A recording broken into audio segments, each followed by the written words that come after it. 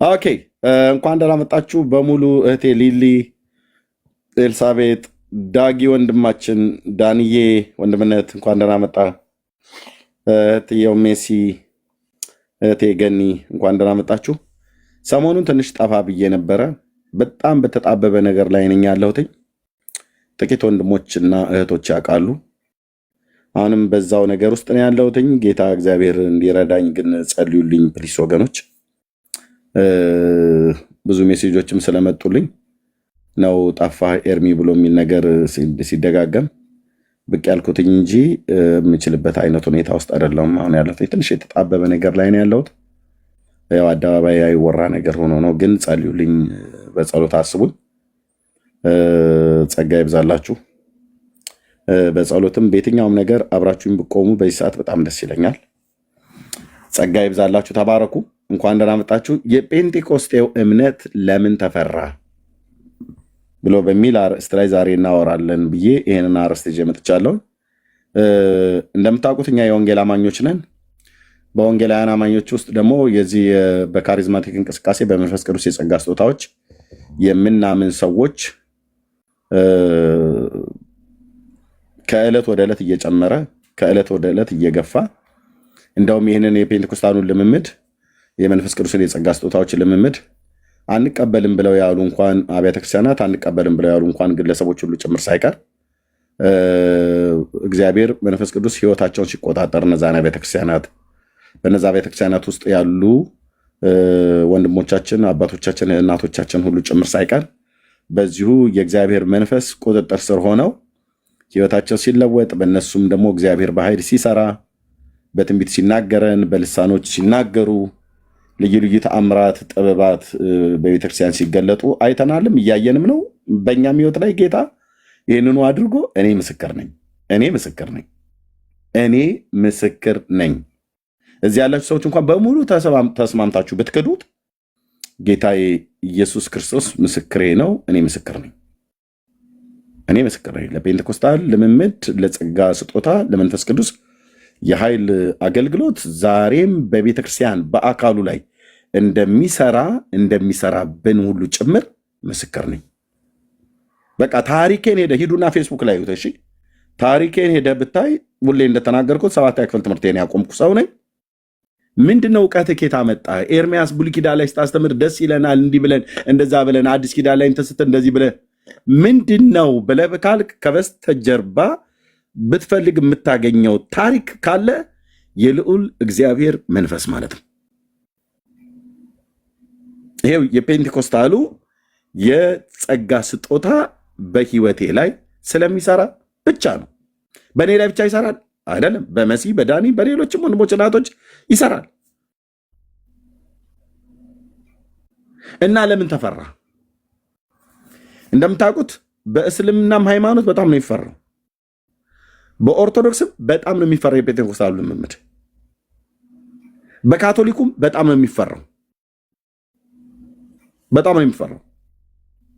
ኢቭን በእኛ ውስጥ ወንጌላውያን አማኞች ነን ብለው በሚሉ በአንዳንድ ሰዎች እንኳን ሁሉ ጭምር ሳይቀር በጣም ነው የሚፈራው። በጣም ነው የምንፈራው። ያስፈራል የነሱ አካሄድ ይላል። ወደ ስለምንሄድ ነው የፈራችሁልን? አካሄዳችን ምን ስለ ከጽድቅ የጎደለ ኑሮ ስለምንኖር ነው ወይ? እውነት እንነጋገር ከተባለ በእኛው ቤት ውስጥ እንኳን ሆነው ይህንኑ የጸጋ ስጦታን የመንፈስ ቅዱስን የካሪዝማቲክ እንቅስቃሴ የሚያላግዱና የሚላገዱ ሰዎች አሉ እንደ ሲጠጡ ሲቅሙ የምናገኛቸው። ምንድነው የፔንቴኮስታሉ ሃይማኖት በጣም አስፈሪ አደገኛ ደረጃ ላይ ደርሷል ይላሉ። በጣም ገና ይንራል አልኩ፣ ገና ይንራል።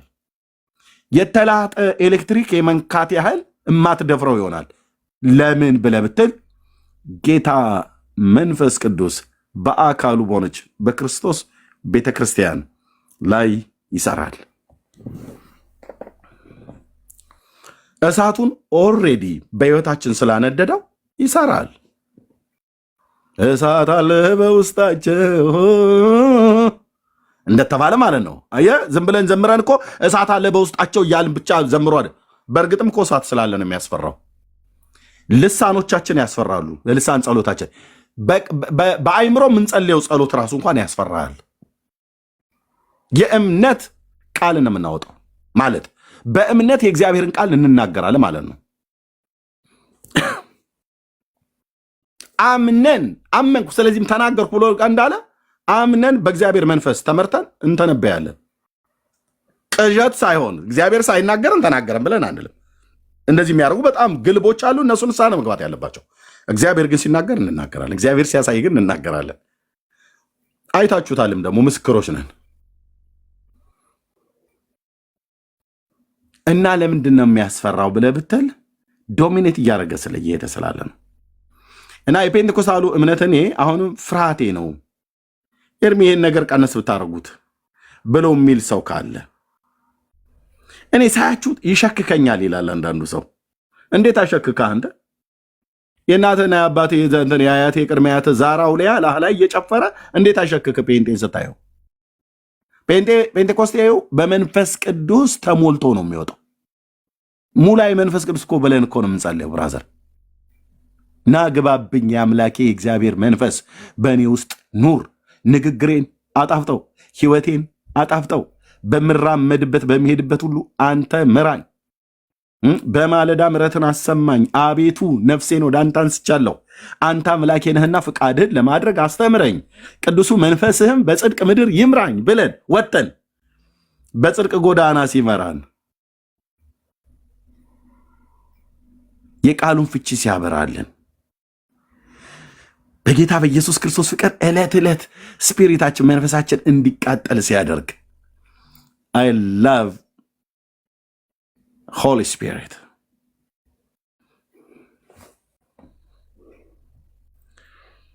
ፔንቴኮስቴ ለምንድን ነው የተፈራው? በዚህ ፕላኔት ላይ ብቸኛ እደግመዋለሁ፣ ብቸኛ የመንፈስ ቅዱስ መገለጫ ሕያዋን ድንጋዮች ስለሆንን ነው። እደግመዋለሁ፣ በዚች ፕላኔት ላይ ነው ያልኩ።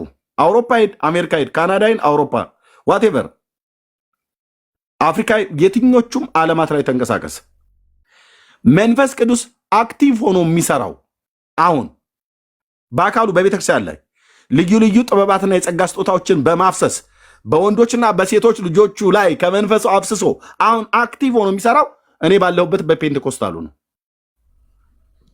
ኤርሚያስ ፔንቴኮስታል መሆኔ ዛሬ አይደለም የተናገርኩት፣ ታውቃላችሁ። ከ10 ዓመት በፊት እዚህ ሶሻል ሚዲያ ላይ ስገለጥ ጀምሮ ማለት በልሳን ግን አንድ ቀን እዚህ ጸልይ አይታችሁኝ አታውቁም። ለምን? እዚህ በልሳን የመጸለያው ቦታ አይደለም። ስንት አለ እዚህ፣ ጉርጡም ጊንጡም አለ እኮ እዚህ ውስጥ። አሁን የጌታ ልጆች ይመስሉሃል እዚህ የተሰበሰቡት አይደሉም። ቆይ ካሁን ምን ይላል ኤርሚያስ? ምን ይላል? እሱ ሲጨርስ ደግሞ ዳኒ ምን ይል ይሆን? ቆይ እሱ ደግሞ ሲጨርስ ሆሲና መሲ ደግሞ ምን ይል ይሆን ብለው አድፍጠው እዚህ የሚጠብቁ አሉ። እዚሁ ቤት ነው ግን የሚውሉት ተጥደው። ስለዚህ ለእነሱ መሰናከያ እንዳናኖር መጽሐፍ ቅዱስም ደግሞ እንደዚህ በያገኛችሁበት በሚያምኑ በማያምኑም ሰው ፊት በልሳን ጸልዩ አይልም። ስለዚህ ግን በልሳን ጸልያለሁ ብራዘር። እውነቴን ነው እኮ ብዬ የምልሽ እህትዬ፣ በልሳን መጸለይ ላይ የምታላግዱ ሰዎች እንዴት እግዚአብሔር በሕይወታችሁ እንዲሰራ ትፈልጋላችሁ? ግን እግዚአብሔር የሰጠውን የጸጋ ስጦታ የምትላገዱ ሰዎች የምትጎዱት ራሳችሁን ነው። ከሰማችሁኝ ግን ልንገራችሁ፣ ቅኖቹ ነው፣ የዋሆቹ ነው፣ ትሑታኑ ነው። ኦኬ፣ ትሑታኑ ነው። እግዚአብሔር እንዲሰራብህ እግዚአብሔር እንዲጠቀምብህ ከፈለግ ራስን ልቀቅ። ኦኬ፣ በእውነት ለምነው። ቅኖችና ያለ ነውር እንሁን። የድምቀታችን የልዩነታችን የመፈራታችን ምክንያት ማን ነው? ኢየሱስ የሰጠን የእግዚአብሔር መንፈስ ነው። ደቀ መዛሙርቱን ሁሉም ይፈሯቸውና ያከብሯቸው ነበር ይላል። ታውቃለህ? ጴጥሮስ ሐዋርያት ሥራ መጽሐፍ ምዕራፍ 5 ላይ ሐናንያና ሰጲራ የሚባሉ ባልና ሚስት ነበሩ። ትዝ ይላችኋል። በአጭሩ ሞቱ። ስለምታውቁት ታሪኩን በወንጌል የምታምኑ ወንድሞቼ እናቶቼ ስለምታውቁት እና እስከዛስ በዛ በኢየሩሳሌም በነበሩት ሁሉ ላይ ይፈሯቸውና ያከብሯቸው ነበር አለ። አሁን አየህ፣ ጴጥሮስ እግር ስር ትናንትና በገረድ ፊት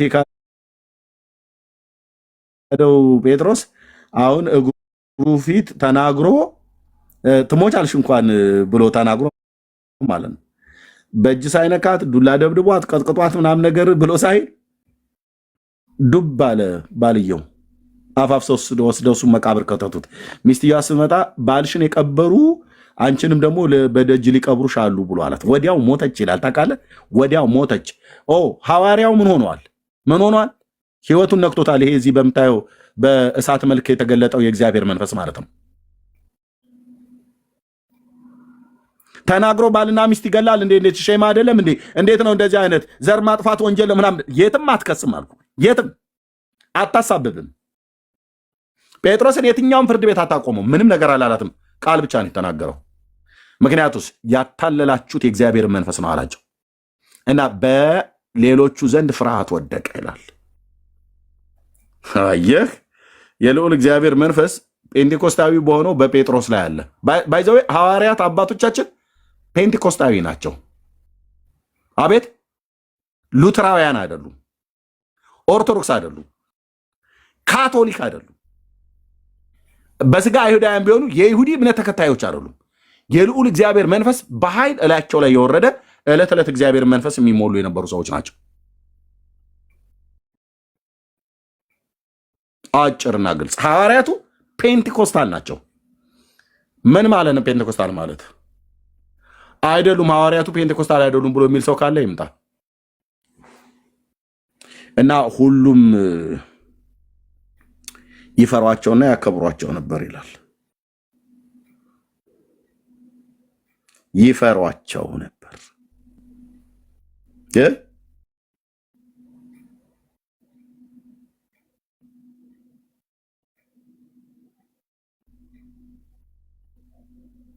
አዎ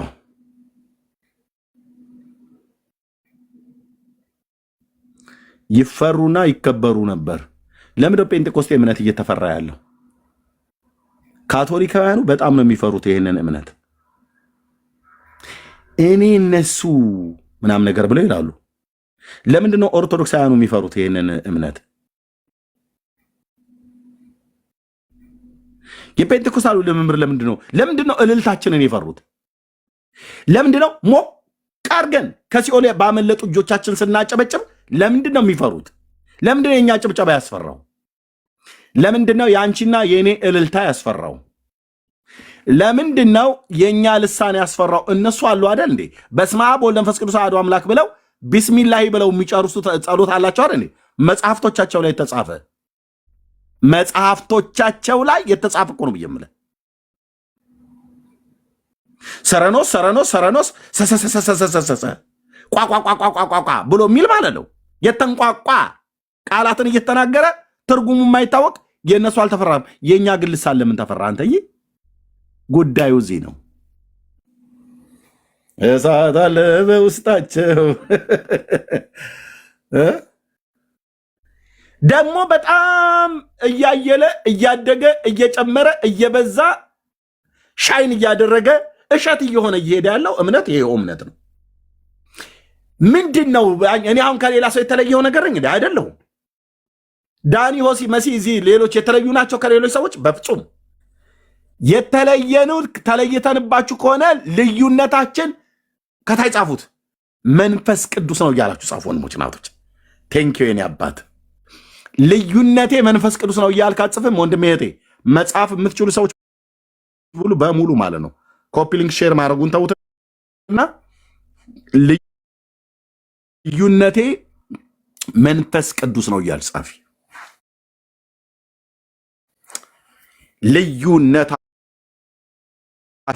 መንፈስ ቅዱስ ነው።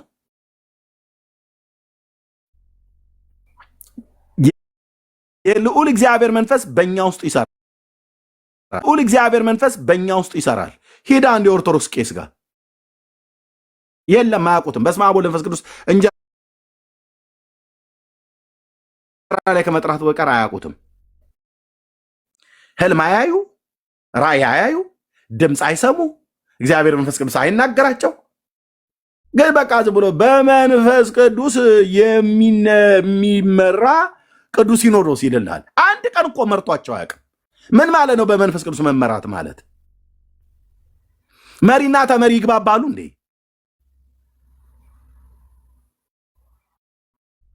ተግባብተው ያውቃሉ? መንፈስ ቅዱስ አሁን እኮ ይናገራል ብለህ ስትለው ብሎ እኮ የሚስቅ እኮ ኬስ እኮ ነው። የሚስቅ እኮ የሚያላግጥ እኮ ጳጳስ ነው። በመንፈስ ቅዱስ የሚመራ ቅዱስ ሲኖዶስ ይላል። አንድ ቀን መርቷቸው አያውቅም። አንድ ቀን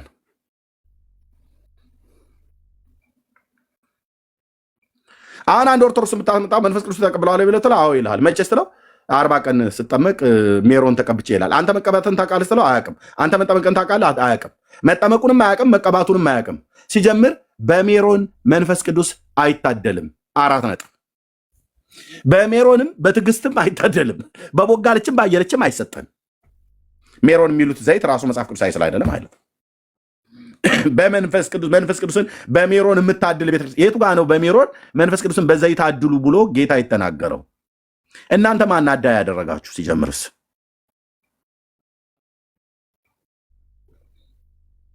ልዩነት መንፈስ ቅዱስ ነው። የፔንቴኮስታሉ ልዩነት መንፈስ ቅዱስ ነው። ለምን ተፈራ? ይኸው ጌታ በእኛ ውስጥ ስላለ ነው። ታውቃለህ፣ በልዑል እግዚአብሔር መንፈስ ስለተሞላን የወንጌልን ስብከት ስንሰብክ የሰዎች ልብ ይነካል።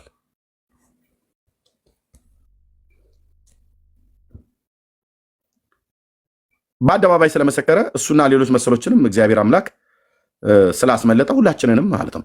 በልዑል እግዚአብሔር መንፈስ የተሞሉ ሰዎች እኮ ወንጌል ነግረውን እኮ ነው ህይወቴ የተለወጠው። ያ ጎፈሪያም ሰውዬ ብዬ ስለ የነበረው ፓስተር ታሪኩ ያኔ ፓስተር መሆኑን አላውቅም። አንድ ጎፈሪያም ሰውዬ ሰውየው ግን ሲሰብክ ብቻውን አይደለም። እኔ እንኳን ተረድቼዋለሁ። አየህ፣ ብቻውን እንዳልሆነ አንዳች ኃይል ከእሱ ጋር እንዳለማ በደንብ ነበር የሚያስታውቅበት። ያ ኃይል በኋላ ቆይቼ ገባኝ። ይኸው ጌታ እግዚአብሔር መንፈስ ነው። ለዚህ ነው አየህ፣ እዛ ጉባኤ ቁጭ ብሎ አለቅስ የነበረው ሰውየው እዛ ርቀት መድረክ ላይ ነው ያለው። እኔ ከኋላ ነው ያለሁት። ይሰብክ የነበረው ስለ ኤልያስ ነው። ስንት ጊዜ ኦርቶዶክስ ሰባኪያን ሲሰብኩ ስለ ኤልያስ አብጠርጥሮ እኮ ይሰበኩ አሉ። በመጽሐፍ ቅዱስ ላይ ያልተጻፈው የኤልያስ አባቱ አቶ እንትና ይባላል፣ የኤልያስ እናቱ አቶ እንትና ትባላለች ብለው እህቶችና ወንድሞች ሁሉ አሉት ኢትዮጵያዊ ናቸው ብለው እኮ እኛ በኦርቶዶክስ ቤተክርስቲያን እያለን እንሰበክ ነበር። ያን ሁሉ ሰብከውን እንበይ አልመጣም። ለምን? ልቤ አልተነካም። የዛን ቀን ግን እዛ ጴንጤዎቹ ጉባኤ ስገኝ ልቤ ተነካ። የዛ ጎፈሪያም ሰውዬ ንግግር እንዴት የኔ ልብ ይነካል? አየህ፣ ሰውየው ብቻውን አልነበረም። ሰውየው ብዬ የምልህ ያኔ ነው። አሁን ግን ፓስተርዬ ግን ብቻውን አልነበረም።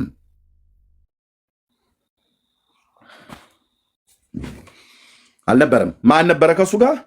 የተባረከው ጌታ መንፈስ ቅዱስ ነበር። ለዚህ ነው ኢየሱስ እዛ ሲናገር እዚህ መጥቶ እኔ የልቤን ብርታት እየጣሰ ይገባ የነበረው ማለት ነው። እዛው ጉባኤ ቁጭ ብዬ በቃ የነፍሴ ሹሉዳ ስትነካ አለቀስኩ። አንተዬ በጣም አለቀስኩ። አልቅሼ ብቻ አይደለም የቀረሁትኝ፣ ለጌታ ለኢየሱስ ክርስቶስ ተማረኩ። የዛች ቀን ነው ህይወቴ የተነካው። አረሳውም። ኤግዚቢሽን ማዕከል ትልቁ አዳራሽ የዛሬ 27 ዓመት አለፈ። አሁን 28ኛው መጣ። አረሳውም። ጳውሎስ ደማስቆን እንደማይረሳ እኔም አረሳውም አልኩ። ያ ጎፈሪያም ሰውዬ ለካ በውስጡ የተባረከው ጌታ ተናግረው እኮ ሰዓት ከማስረዘም የተነሳ ሊያስለቅሱ ይችላሉ እንጂ በስብከታቸው እኮ ምንም አያስለቅሱም። ሰዎች ስትዘምሩ ልባቸው ተነካ። እናንተ ስትዘምሩ ልባቸው ተነካ። በቃ ያንተ ንግግር አይደለም ወንድም አለ። ልባቸው ከተነካ ልባቸው እንዲነካ ያደረገው እግዚአብሔር መንፈስ ቅዱስ ነው። ስንሰብክ ልባቸው ተነካ የሰዎች ኦኬ፣ ጌታ እግዚአብሔር ነው የሰራው። ስለዚህ ጴንጤኮስቴ የሆነ በሙሉ ልዩነቴ መንፈስ ቅዱስ ነው እያለ ይጻፍ። ጸጋ ይብዛላችሁ። ወንድምነት እንኳን ደህና መጣችሁ። ሰላም በሉ። እንቀጥላለን።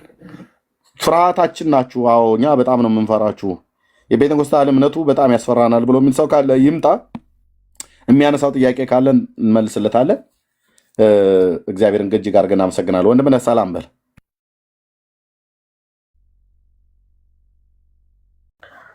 እሺ ወንድምነት እንዴት ነህ? ደህና ነኝ ዳንዬ፣ እንኳን ደህና መጣ። እንኳን ደህና ቆያችሁኝ። ሰላም ነው? ሁሉ ሰላም? ጌታ ይባረክ ዳንዬ። ተናፍቃል እኮ ምንድን ነው እሱ ትላለህ? በጣም ጠፋሁኝ እኔም እንደምታውቀው። ልክ ነው ወንድምነት። የጌታ ጸጋና ሰላም ይብዛላችሁ። ምን አልከኝ ወንድምነት? አሁንም እንደው ዝም ብዬ ብቅ ልበል ብዬ እንጂ በእውነት ወንድምነት አልቻልኩም ማለት ነው። እረዳለሁ ወንድምነት፣ ልክ ነህ። ዝም ብዬ ነው ያልኩት እንጂ አውቃለሁ ያለበት ሁኔታ። የጌታ ጸጋና ሰላም ይብዛላችሁ። የተወደዳችሁ ቤተሰቦች ሁላችሁንም ሰላም ብያለሁ። እንደምን አደራችሁ? እንደምን ዋላችሁ? ወሳኝ ርዕስ ነው እና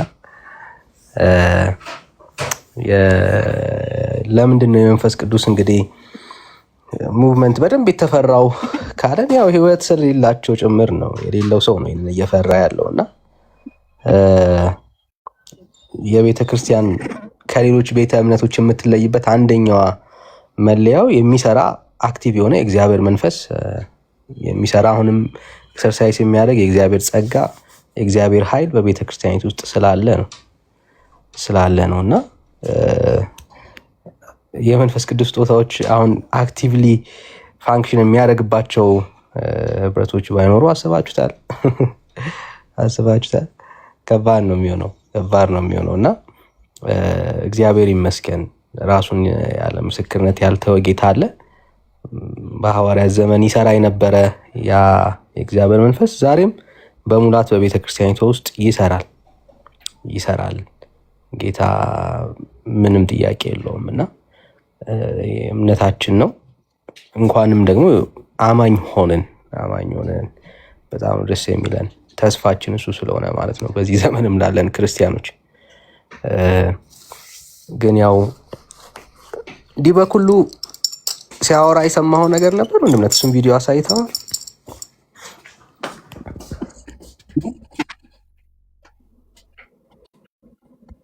አለ። እኔ ምንም ነገር የሰማሁት ነገር የለም። ቪዲዮም የለኝም። እንዲህ በኩሉ አንድ የተወሰኑ እንትን ለማለት ለመከፋፈል እየሞከረ ነበርና እሱም ቪዲዮ ቅርብ አለ መሰለኝ። አንዴ ልፈልገውና ልመለስ። እስከዛ ቀጥሉ። እሺ ጸጋ ይብዛላችሁ። ታብና ኮፒ ሊንክ ሼር አድርጉ። ለምንድነው የፔንቴኮስታሉ እምነት የተፈራው? ፔንቴኮስታሉ ማለት እኛ በመንፈስ ቅዱስ የጸጋ ስጦታ ምናምን ማለት ነው። በዚህ ስም ራሳቸውን የሚጠሩ አንድ የመናፍቃን ግሩፖች አሉ፣ የካሃዲያን ግሩፖች በተለምዶ ኦንሊ ጂሰስ ተብለው የሚጠሩ የአቶ ተክለማርያም ገዛኸኝ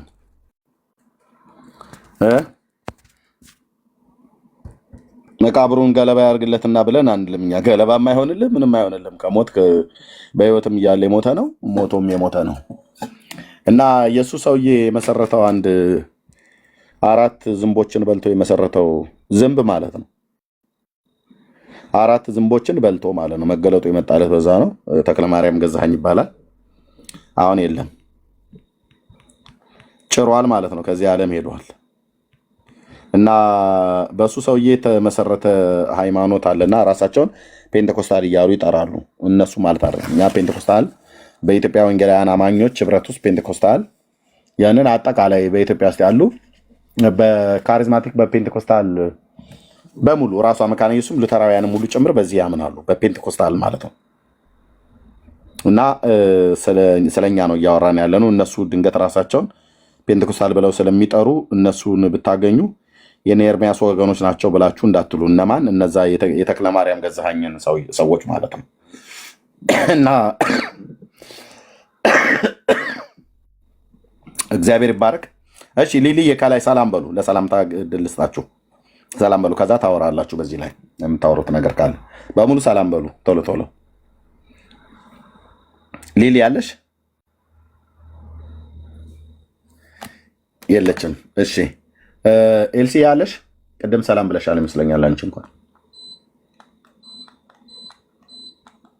ያገባል የጋራ ሀገር እስካለን ድረስ አለ። እሺ ኤልሲ። እሺ ዳጊ ያለ? ሰላም በል። ሰላም ኤርሚ፣ ሰላም ናችሁ? ደህና ነን ጌታ ይመስገን። እንዴት ነው? እየበረታ ነው? ሰላም ያው ስለማጠ ደስ ብሎናል። ቴንክ ዩ። እየበረታ ነው?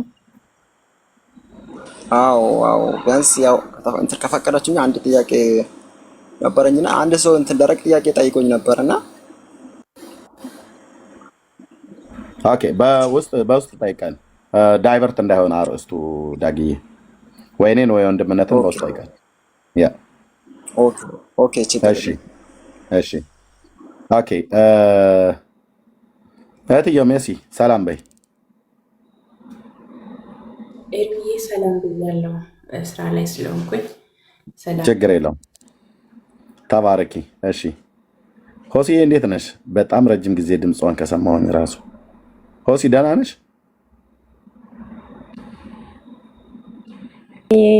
ስላገኘው ደስ ብሎኛል። በጣም ደህና ነኝ። ጌታ ይባረክ። ጠፋሽ እኮ ሁላችሁም በእውነት። ሰላም ብያለሁ። እንዴት ነው? ደህና ነኝ ጌታ ይመስገን። አዎ ጠፋውኝ። አዎ ስራም ነው ያው ኦንላይን ላይም ኢንተርኔት ብዙ ስላልነበረኝ ነው የጠፋሁት ኤርሚዬ።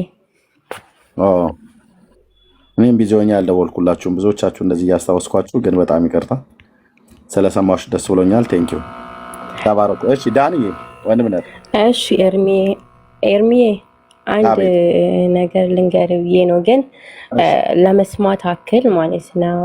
ምንም ሀሳብ እንዳሰጥበት፣ ግን ቅድም ካሎራው በጣም ገብቶ አውርቶ ነበር እና በጣም የወንድሞች አሳዳጅ ነው። ሰሙ ጌታን ሲቀበል ደስ እንዳለን ሁሉ ሰው ደግሞ በራሱ ጊዜ ጌታን አልፈልግም ብሎ ጌታን ክዶ ሲሄድ ልባችንን አስፍተን እስከ መጨረሻ መጠበቅ አለብን ብዬ አስባለሁ። ባለፈው የሆነ ቪዲዮ ከትላንትና ወዲያ የቆየ ቪዲዮ ከአክሊሉ ጋራ ሲከራከር ትላንትና ነበረ ከትላንትና ወዳ ነበረ ፖስት የተደረገው ማለት ነው። እኔም ሰምቻለሁ። ፕሮፋይሉ ራሱ ያሁኑ አይደለም የሰሙ ማለት ነው። ከዛን ያ ቪዲዮ እየቆራረጡ ምናምን ፖስት እያደረጉ ከዛን እሱም በጣም እየተናገሩት ነው። እና ልባችንን ብናሰፋ ሰውን ከመናገር ቤት እየከፈቱ ምናምን ሰውን መንጓጠጥ፣ ሰውን መናገር ትክክል አይደለም እና መታገስ አለብን ብዬ አስባለሁ። ፍቅር መስጠት አለብን ብዬ አስባለሁ። እሱ አልፈልግም ብሎ ከሄደ ይሄድ እና በቃ ሰውን ማስፈራራት ማለት ነው። አሁን እኔ ሰሙን እንዳትናገሩት ምናምን ስላልኩ ብቻ እኔንም እየተናገሩኝ ነው። ችግር የለውም ይናገሩኝ እኔን ማለት ነው። አሁን እሱ ገድለ ጊዮርጊስ ላይ ውጭ ሀገር ላይ ታሪኩ የተጻፈ ምናልባት አንድ ላይ ሆን ይችላል። ለምን እንደተናገረም በደንብ አልሰማውም። እኔ ከሰሙ ጋር የምታወሩ ከሆነ በውስጥ ብትጠይቀው ለምን እንደዛ እንዳለ ምን አይነት አመለካከትን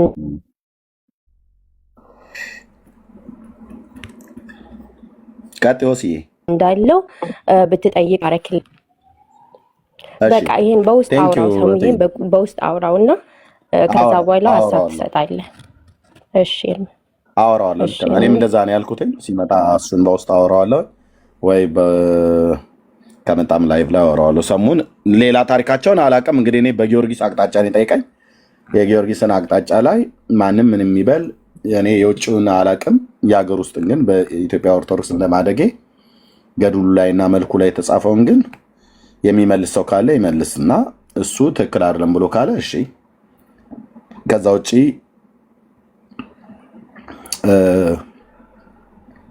ሌላ የተለየ ነገር ካላቸው አሁን እንደምትዩ ነገር ካለ እኔ አልሰማሁም አላውቅም። እና እኔ ግን አወራዋለሁ በውስጥ። ቴንክ ዩ እህትዬ ተባረኪ። እሺ ወንድምነት።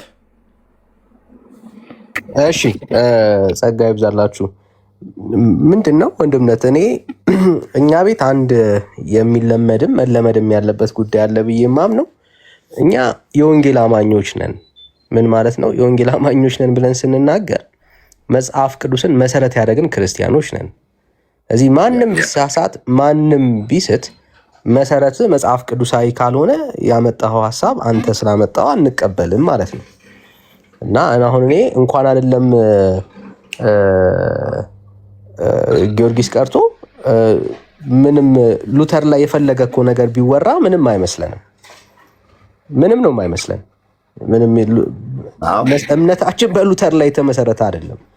ሉተርን የምንቀበለው ሉተር ያስተማረው ሀሳብ መጽሐፍ ቅዱስ ውስጥ ስላለ ነው እንጂ ሉተር ልክ እንደ መሐመድ ከአምላክ የወረደ ቃል ምናምን ተቀበለ ብለን አለ ምናምነው ባይዘው። እና የትኛውም ቅዱስ ማንም ይደግፈው ማንም ይቃወመው እንደ እግዚአብሔር ቃል የሆነ ትምህርት ካመጣ ያንን ሰው አክሴፕት እናደርጋለን።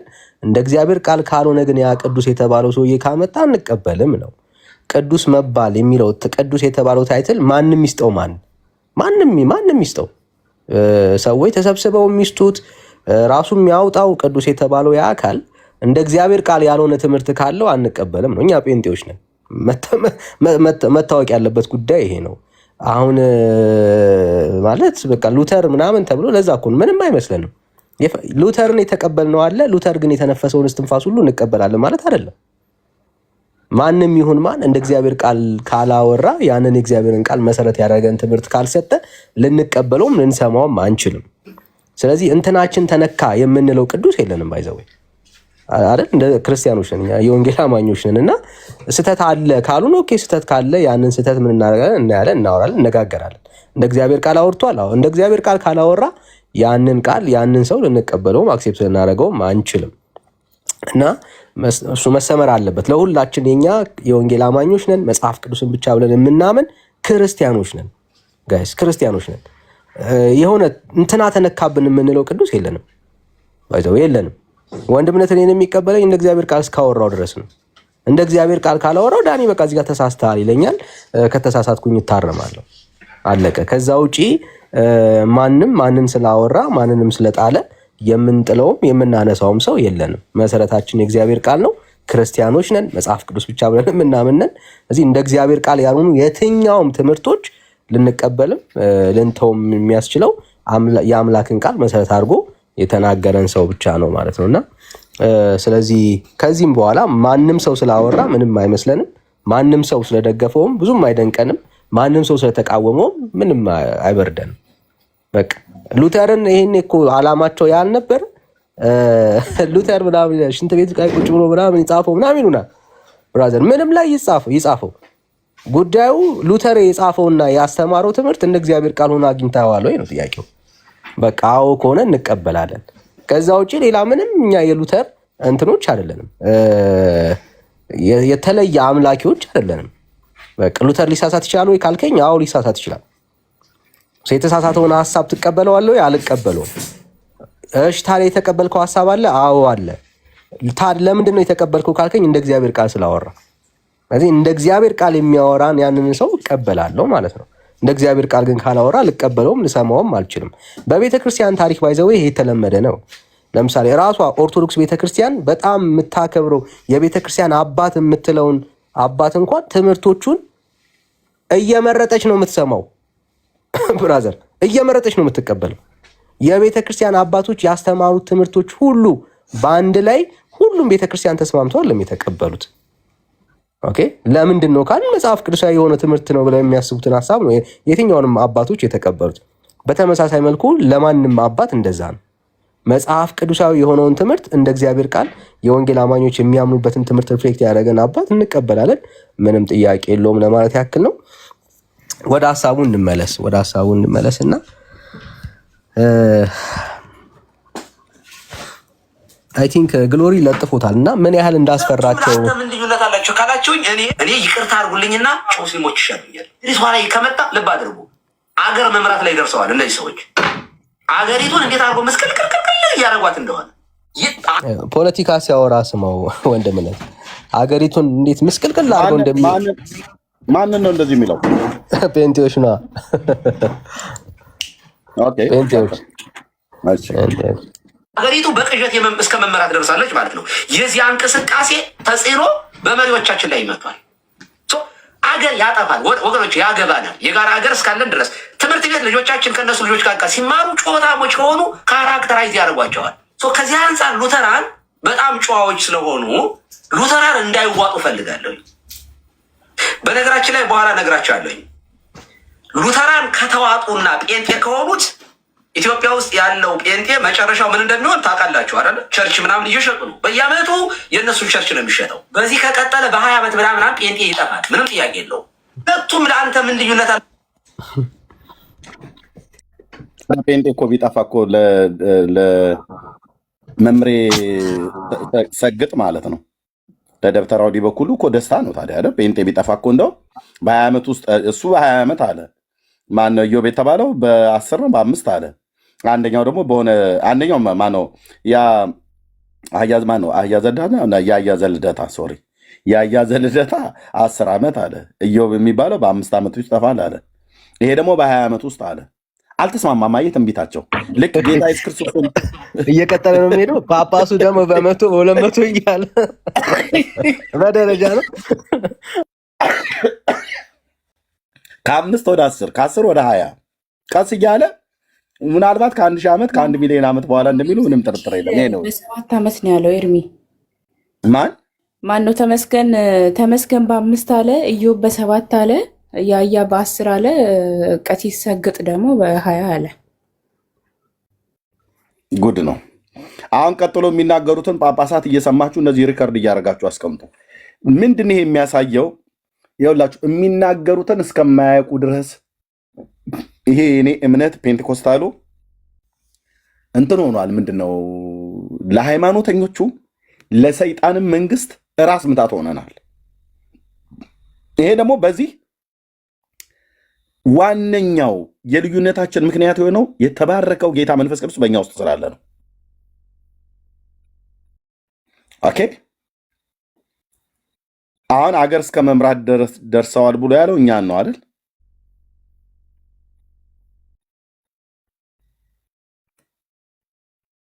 ሰውየው አሜሪካ ሀገር ነው የሚኖረው። አይ ቲንክ ታጣቂም ሳይሆን አይቀርም። አሜሪካ ሀገር ላይ ከሆነው ምንድነው የትጥቅ ትግሉን እያጧጧፈ ያለ ሰው ነው ተብሏል። ግን የትጥቅ ትግሉን የሚያጧጥፈው ከሚስቱ ጋር ነው፣ ከሌላ ጋር አይደለም። አርማጮ ሄዶ ሲዋጋ እናይም። የአብይም መንግስት ይድፋው ይገልብጠው ብሎ ይላል። በቃል ሳይሆን በተግባር ነበር ሄደህ እንደዛ ማድረግ ያለብን። መምሬ ቄሱ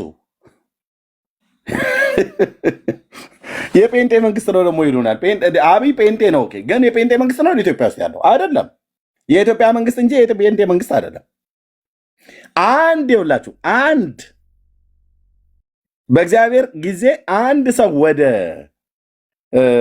ቤተ መንግስት ከእግዚአብሔር ልጆች መካከል ሲመጣ የጴንጤ መንግስት አለለ።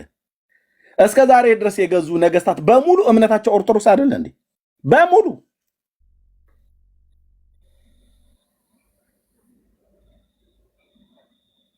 እኛ እንደዛ አለን። የኦርቶዶክስ መንግስት አለን። እንደውም ከመንግስታት ጋር ተጋብታ ማለት ነው። ኦርቶዶክስ ራሷ ከመንግስት ጋር ተጋብታ ሲሶ መሬት ከምድሪቱ ላይ በምድሪቱ ላይ እየወሰደች እስካሁን ድረስ በቤተ ክርስቲያኒቱ ስም የተያዘ ብዙ የእርሻ መሬት አለ፣ ከድሆች ገበሬዎች እየተነጠቀ ማለት ነው። ግን እኛ የኦርቶዶክስ መንግስት ብለናል አላልንም።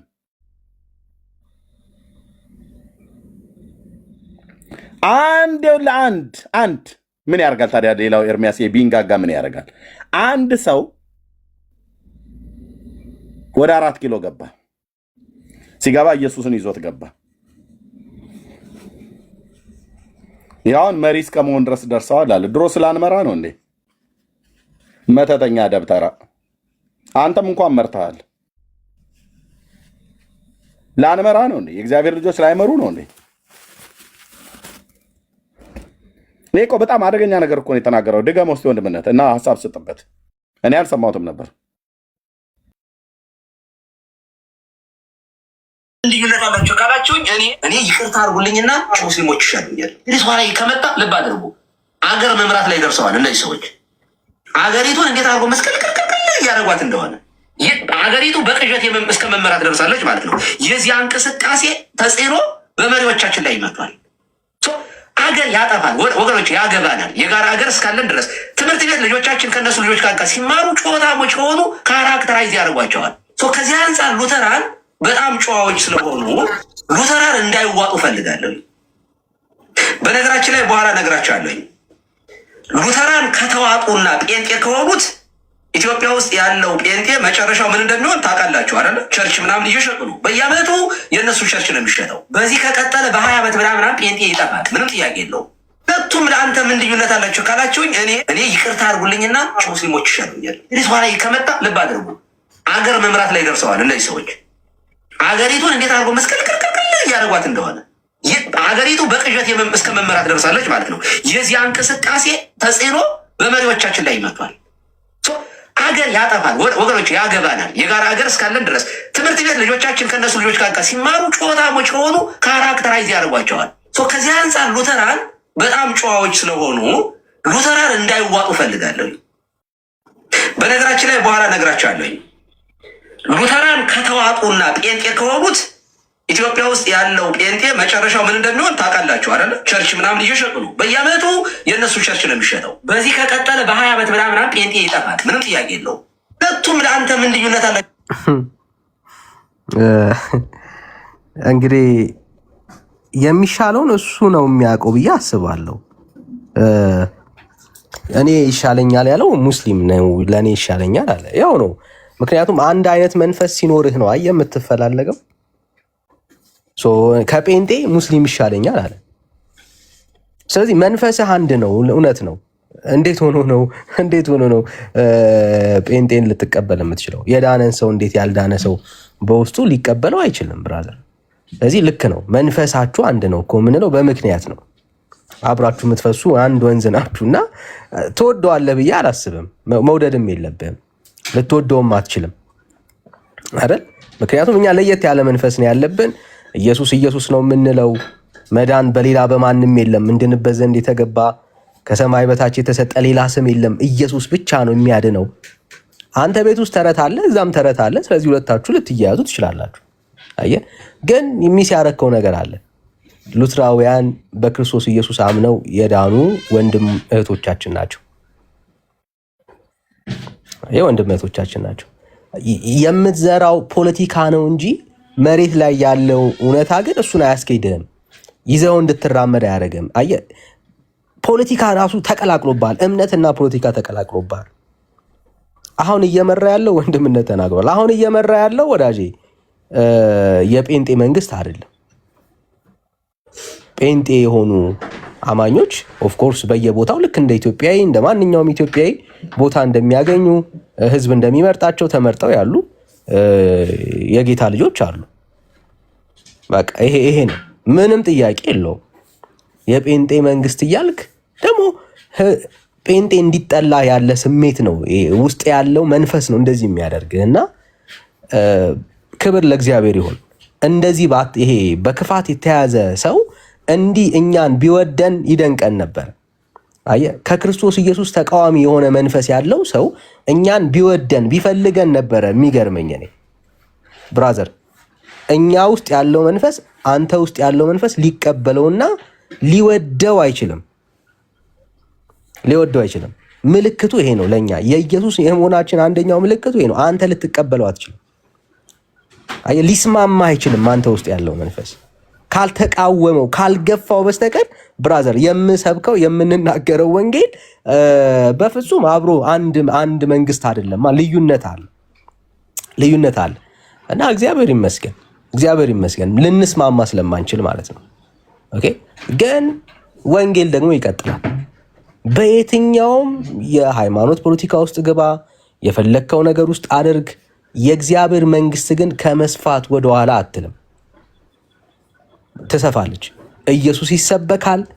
ትውልዱ ከድቅድቅ ጨለማ ያመልጣል።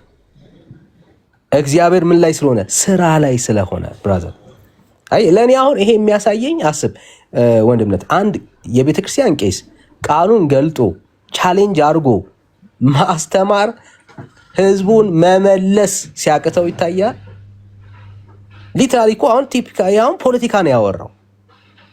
ኦኬ፣ ሀገራችን እንዴት እያበላሸ እንዳለ ይሄ መንግስት ይላል። በጣም እኮ ነው የሚያሳዝነው። አንድ ቄስ ነኝ ከሚል ቤተክርስቲያኒቷ ከሾመችው አገልጋይ የአንድን ሀገር መንግስት እየተቃወመ ያንን መንግስት ደግሞ ባልዋለበት እንዲውል እያደረገ የጴንጤ መንግስት እያለ ማለት ነው። ከዛ አገልጋይ ነኝ ይላል ማለት ነው ብራዘር። ከዚህ በፊት ደግሞ አይተነዋል። በሆነ ዘር ውስጥ ደግሞ ራሱን ሲደብቅ እናየዋለን። እና አይዞ ብራዘር፣ አይዞ ወዳጄ፣ ክብር ለአምላካችን ለእግዚአብሔር ይሁን። በቃ ወንጌል ግን አንተ እያለህ በፈለግከው ካታጎሪ ውስጥ ገብተህ በፖለቲካ ግባ፣ በዘር ግባ፣ በየትኛውም ካታጎሪ ውስጥ ገብተህ እየተቃወምክ ወንጌል ግን ያብባል። ዛሬም የሚድኑ ሰዎች ወደ እግዚአብሔር መንግስት የሚገቡ ሰዎች ዛሬም አሉ። ለምን? እየተቃወምክ ያለኸው ከጴንጤው ጋር አይደለም። እየተቃወምክ እየታገልክ ያለኸው ከእግዚአብሔር ልጅ ከክርስቶስ ኢየሱስ ጋር ነው። አትችለውም ብራዘር። ዘመንህን እንደዚሁ ሆነ ትጨርሳታለህ። የእግዚአብሔር መንግስት ግን ከመስፋት የሚከለክላት ምንም የለም። አየህ፣ እኛ ፖለቲካ ውስጥ የለንም፣ ዘር ውስጥ የለንም። ኢየሱስን ግን እንሰብካለን። የተጠራ ነው ለዚህ እውነት ነው። ይሄንን ወንጌል እንሰብካለን፣ እናወራለን፣ እናካፍላለን። የናዝሬቱ ኢየሱስ ክርስቶስ ግን የሚድኑ ነፍሳትን ዕለት ዕለት ይጨምራል። ይኸው እዚህ ቲክቶክ ላይ ቁጭ ብለህ ታያለህ ብራዘር። እግዚአብሔር በማዳኑ የሚጠራቸውን የራሱ የሆኑ በጎችን ይጠራቸዋል። እግዚአብሔር ወንጌል በምድራችን ላይ ከዚህ በላይ በኃይል ከዚህ በላይ በስልጣን ይሰበካል። እግዚአብሔር ስራ ላይ ስለሆነ ማለት ነው። የሚከለክለው አለ? ማንም የለም ብራዘር፣ ማንም የለም። እንደ ጴንጤ ፖለቲካ የተሰራበት እንደ ጴንጤ የተጨቆነ አለ እንዴ እዚህ ምድር ላይ አለ? የለም እኮ ብራዘር፣ የለም እኮ ወዳጄ።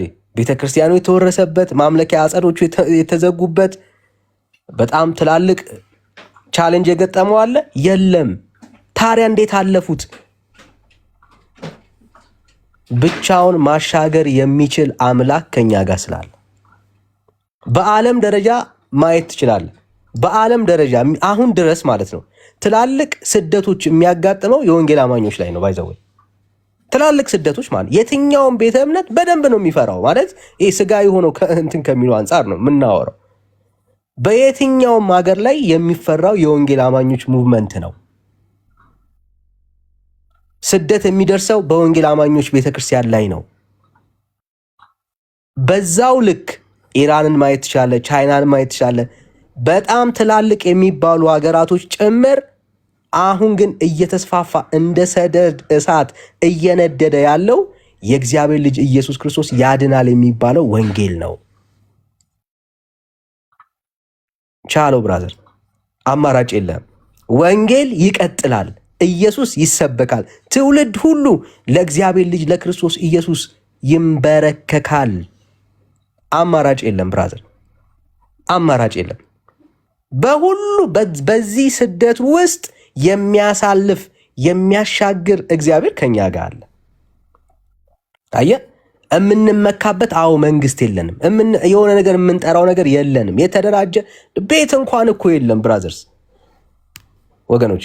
ድንኳን ውስጥ እያለ ላስታውስ ብራዘር፣ በሸራ ድንኳን ውስጥ እየተመለከ ሰው ይመጣ ነበረ። አንተ በአማሩ እጅግ በተዋቡ ባልካቸው በድንጋይ ባሽቆጠቆጡ ቤቶች ውስጥ ሰው ጠፍቶ አንተ ጋር ሰው ወደ ወንጌል አማኞች በደሳሳ ጎጆ ውስጥ ዩኤን ምናምን ሸራ ተወጥሮ ከላይ ደግሞ ጎረምሳ የሰፈር ጎረምሳ ድንጋይ እየወረወረ ያችኑ የቀደዳት እዛ ደሳሳ ጎጆ ውስጥ የእግዚአብሔር ክብር ግን ስላለ ትውልዱ ከራስ ቤተ እምነት እየጎረፈ ወደ ቤተ ክርስቲያን መጥቷል። ዞር ብለ ታሪክን አጥና። የ20 ዓመት ታሪክ ነው ባይዘው ይህንን የምናወራው። በ20 ዓመት ታሪክ ውስጥ እንዲህ ነበረ። አየህ፣ ለምን ሰው የእግዚአብሔርን ክብር እየተጠማ በጉባኤዎች መካከል የሚቀመጡ ሰዎች አገልጋዮች ጭምር የራስ አገልጋዮች ከራሳቸው ላይ እግዚአብሔር በሚገርም ነፃ ማውጣት ከአጋንንት ነፃ እያወጣ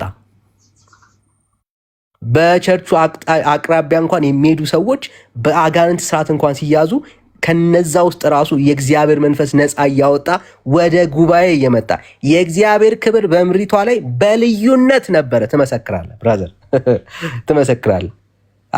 ደሳሳ ጎጆ ውስጥ ማለት ነው፣ ምንም በሌለበት ግን የእግዚአብሔር ክብር አብሮን ነበረ። አንተ የምታማርጠው ቦታ ኖሮ ማለት ነው። እኛ ቦታ አተን በግለሰብ ቤት እያመለክን ራሳችን የምንደግፍበት ቸርች ቤተክርስቲያን ራን የምታደርግበት ገንዘብ ሳይኖራት በዚህ ሁሉ መከራ ውስጥ ኢየሱስ ግን ከኛ ጋር ነበረ እንደ ቃሉ እስከ ዓለም ፍጻሜ ድረስ እኔ ከእናንተ ጋር ሆናለሁ አይደል ያለው ብራዘር። ይሄው አይተነዋል በህይወታችን የቅርብ እኮ ምስክርነት ነው የምናወራ፣ ተረት አይደለም። በዛ በአስጨናቂ ጊዜያቶች እንኳን እግዚአብሔር ከኛ ጋር ሆኖ በክብር አልፈናል። ዛሬም የምንመካበት እንትን የምንለው የለንም። ወንጌል ይቀጥላል። አሁን አይደለም በፊት በአስጨናቂ ዘመን እንኳን እግዚአብሔር ረድቶናል፣ አግዞናል። ባህሪው ነው ወንጌል። በስደት ውስጥ በመከራ ውስጥ ቤተ ክርስቲያን ግን ጸንታ ትኖራለች። የእግዚአብሔር ክብር በዛኑ መልኩ ያበራል ትውልዱ። ይሄ ሁሉ የምታየው ጴንጤ የመጣው ዞር ብለ ታሪክ ነኝ ከራስ ቤተ እምነት ነው የወጣው። ወንድምነት የቤተ ክርስቲያን አገልጋይ ነው። መሪ ጌታ የቤተ ክርስቲያን አገልጋይ ናቸው። በቤተ ክርስቲያን ውስጥ የተማሩ ያወቁ የመረመሩ ግን ኢየሱስ የትኛውም ድንበር ግን አይከለክለውም። ይገባል። አየ ጉዳይ ያለው ከወንድምነት ጋር ከመሪ ጋር ጉዳይ ያለው ባሉበት ቦታ ላይ ጌታ ግን ነክቷቸዋል። ከልክለዋል፣ አልከለከልከውም። ዛሬም ይህን ትውልድ ልታስመልጠው አትችልም። ጌታ ክብሩ ሲመጣ በመካከላችን ምንም ማድረግ አትችልም። የናዝሬቱ ኢየሱስ ክርስቶስ ግን አሁን የምንል ነገር በጣም እንወዳለን። የናዝሬቱ ኢየሱስ ክርስቶስ ግን ገና በምድራችን ላይ ከዚህ በላይ ይሰበካል። ሉትራን ይስበከው፣ መካነ ኢየሱስ ይስበከው፣ ቃለ ሕይወት ይስበከው፣ ሙሉ ወንጌል ይስበከው። የሚገባን ግን ኢየሱስ ብቻ፣ እምነት ብቻ፣ ጸጋ ብቻ፣ ክብር ብቻ፣ ለእግዚአብሔር ክብር ብቻ። አለቀ። ይሄንን እውነት የገባቸው ለወንጌል እውነት የቆሙ ይስበኩት። አንተ ትውልዱን ከምታደነዝዝበት ከዚህ የአጋንንት ትምህርት ትውልዱ ነፃ ይወጣ። በዚህ በኩል ገብርኤል፣ በዚህ በኩል ሚካኤል፣ በዚህ በኩል ሩፋኤል፣ በዚህ በኩል ተክልዬ እያልክ ትውልዱን ወደ ሲኦል ከምትመራው መዳን በማንም የለም እንድንበት ዘንድ የተገባን ለሰዎች የተሰጠ ስም ኢየሱስ ነው እኮ የሚለው ብራዘር። የጠራዋ ቤተ ክርስቲያን ሉትራን፣ መካነ ኢየሱስ ብራዘር። እኔ በመካነ ኢየሱስ ቸርች ነው ያደግኩት ወዳጄ። አይ የተሰበኩት ገብርኤል የሚባል አዳኝ አለ ተብዬ አይደለም። አለ ገብርኤል የሚባል ታዳጊ አለ ተብዬ አይደለም። ሩፋኤልም አለላችሁ ተብዬ አይደለም። ወንድም አለም መንፈስ ቅዱስም የተሞላው እዛው ወንድም አለም። አየ በዚህ ውስጥ የሚያሻግረው እግዚአብሔር አሻግሩን ነው። ስለዚህ በየትኛውም አንተ በለው የተፈለከውን ፖለቲካ ለመስራት ሞክር፣ በየትኛውም ቤተ እምነት ውስጥ በወንጌል አማኞች ውስጥ የሚሰበክ ግን ኢየሱስ አለ። ያ ኢየሱስ ደግሞ ዛሬም ትውልዱን ምን ያደርጋል? ከሞት ይታደጋል። እና ቀጥልበት። እኛ ምንም የምንለው ይሄ ነው የምንለው ነገር የለንም።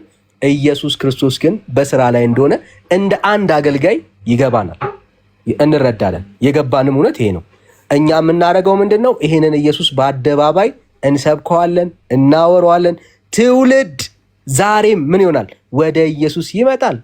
በቃ ወንጌላችን ይሄ ነው። ክብር ለአምላካችን ለእግዚአብሔር ይሁን እና ተባረኩ። ጸጋ ይብዛላችሁ ወንድምነት። ቴንክ ወንድምነት፣ ጸጋ ይብዛልን። እንግዲህ ያለው ሪያሊቲ ይሄ ነው። አሁን በተናገረው ውስጥ እንግዶች መቷን መርጌታም አይ ቲንክ እንደዚሁ እንዲሁ ወደደኝ ብሎ የሚለውም ወንድም መቷል። ለሌሎችም ለእህቶችም ሰጣቸዋለሁ። አሁን እንግዲህ ማን ነው መምሬ ሰግጥ የተናገረውን ሰምተናል። ለመካነ ኢየሱስ እና ሉተራውያን እየተዋጡ ነውና እንዳትዋጡ ነው እኔ ስጋቴ ብሎ አለ። በማን ነው የሚዋጡት? በፔንቴኮስታሉ ነው ይመስለኛል። ቆዩ እኮ ከተዋጡ። ፔንቴኮስታል እኮ ማለት ምን ማለት ነው? በመንፈስ ቅዱስ የጸጋ ስጦታ የሰጪዎቹ ፔንቴኮስታሎቹ አይደሉም። ሰጪው ራሱ እግዚአብሔር ነው። እሱ ከሆነ የኢትዮጵያ ወንጌላዊት መካነ ኢየሱስ ቤተክርስቲያን ካሪዝማቲክ ነኝ ብላ ካለች እኮ ቆየች። ኦፊሻሊ ነው ያለችው። አሁን እነኝህን ሁለት አብያተ ክርስቲያናትን ሉተራውያንና መካነ ኢየሱስን ራሱ ከኛ ከወንጌላውያኖች ከተቀሩት ወንጌላውያን አማኞችና እህቶች ለመነጠል የሚሯሯጡበት ደባዊ ሴራ እነዚህ በቲክታክ ላይ ያሉ ባጃጅ የማይሞሉ ብለን ያልናቸው ሰዎች እሱን ሴራ በደንብ ነው የገባኝ። ስለዚህ መቼውንም ቢሆን የኢትዮጵያ ወንጌላዊት መካነ ኢየሱስና ሉተራውያንን ከኛ ውስጥ ልታወጧቸው አትችሉም። 4 ነጥብ። የፈለጋችሁትን በሉ። አሁን አረጋግጠናል። የቱ ጋር ማረጋገጥ እንዳለብኝ አረጋግጫለሁ። ቤተክርስቲያን እንኳን የማታውቃቸው ሰዎች ናቸው እያወሩ ያሉት። አሁን ይሄ ደብተራ ለኢትዮጵያ ወንጌላዊት መካነ ኢየሱስ ቤተክርስቲያን ከኛ ይልቅ ቀርቦ ይመስላል ወንድምነት? አሁን እዚህ ያላችሁ በጌታ የምታምኑ እህቶችና ወንድሞች አሁን ዲበኩሉ ከኛ ይልቅ ለመካነ ኢየሱስ ቤተክርስቲያን አሳቢ ሆኖ እንዳትዋጡ ባካችሁ የጴንጤ እንትኑ ዘሩ እንዳይጠፋ ብሎ ይመስላል። ራሷ ወንጌላዊት መካነ ኢየሱስ ቤተክርስቲያንና ሉተራውያንን በደርግ ዘመን በመከራው ዘመን ስታሳድድ የነበረችው ራሷ የኢትዮጵያ ኦርቶዶክስ ተዋሕዶ ቤተክርስቲያን አይደለችም ወይ? የእኛን አባቶችና አያቶች በእምነት የሚቀድሙንን ስታሳድድ የነበረች ማናት? የዚሁ የደብተራው ቤተክርስቲያን እኮ ናት። ስርዓተ ቀብር በሚፈጸምበት ቦታ ላይ አስከሬናችንን አውጥተው በእሳት ሲያቃጥሉ የነበሩት የጨፌ ዶንሳ ገብርኤል ቤተክርስቲያን ዲያቆናት አይደሉም ወይ? ይህንን በኢትዮጵያ ቴሌቪዥን በፖሊስና ህብረተሰብ ላይ አቶ ግዛው ዳኜ የሚባለው ጋዜጠኛ አንባቢ በ90ዎቹ ዓመተ ምህረት ላይ ሲያነባው አልነበረው? ይህንን በጽሁፍ አልወጣም ወይ? ኢትዮጲስ መጽሔት ላይ ወጥቷል እኮ በስርዓት የተቃጠለው ሬሳ ሁሉ ጭምር ማለት ነው። ማን ነበር ያርጉት? የጨፌ ዶንሳ ገብርኤል ቤተክርስቲያን ዲያቆናት ናቸው። ስም እየጠራው አካባቢ እየጠራው ነው የምናገረው። በኢትዮጵያ ፖሊስና ህብረተሰብ ፕሮግራም ላይ የተነገረ ማለት የተነገረ ጨፌ ዶንሳ ማለት የወንድማችን የሐዋርያው ንጉሴ ሮባ ልጅ በቆጂ ላይ ልጁ ከተቀበረበት አውጥቶ ዛፍ ላይ አንጠለጠለው ማለት ነው። የቤተ ክርስቲያን አገልጋዮች አይደሉ? በህይወት ያለ እኮ አገልጋይ ነው። ማን ነበር እንደዚህ ሲያደርግ የነበረው? የኦርቶዶክስ ቤተክርስቲያን አገልጋዮች ማለት ነው። በጎንደር፣ በትግራይ፣ በጎጃም በተለያዩ ቦታዎች ላይ በሐረር የሚወረውሩትን ድንጋይ እያስባረኩ ሂዱና ቀጥቅጧቸው እነዚህ የማርያም ጠላቶች እያሉ ሲሉ የነበረ ያኔ በደርግ ዘመን እኔ በተወለድኩበት አካባቢ ዛሬ 47 ምናምን ነገር ዓመት የኢትዮጵያ ወንጌላዊት መካነ ኢየሱስ ቤተክርስቲያንን ያኔ በመከራው ጊዜ ሌሎች አብያተ ክርስቲያናት በእሷ ዘንድ ተሸሽገው በነበሩበት ሰዓት ላይ ሲያሳድዱ የነበሩ የነዲ በኩሉ ሰዎች አይደሉም ወይ? ዛሬ እንዴት ነው ለመካነ ኢየሱስ ከኛ በላይ አሳቢ ሆኖ በእውነት እቺ ቤተክርስቲያን ልትዋጣ አይገባም ብሎ ያለ ማለት ነው። ይሄ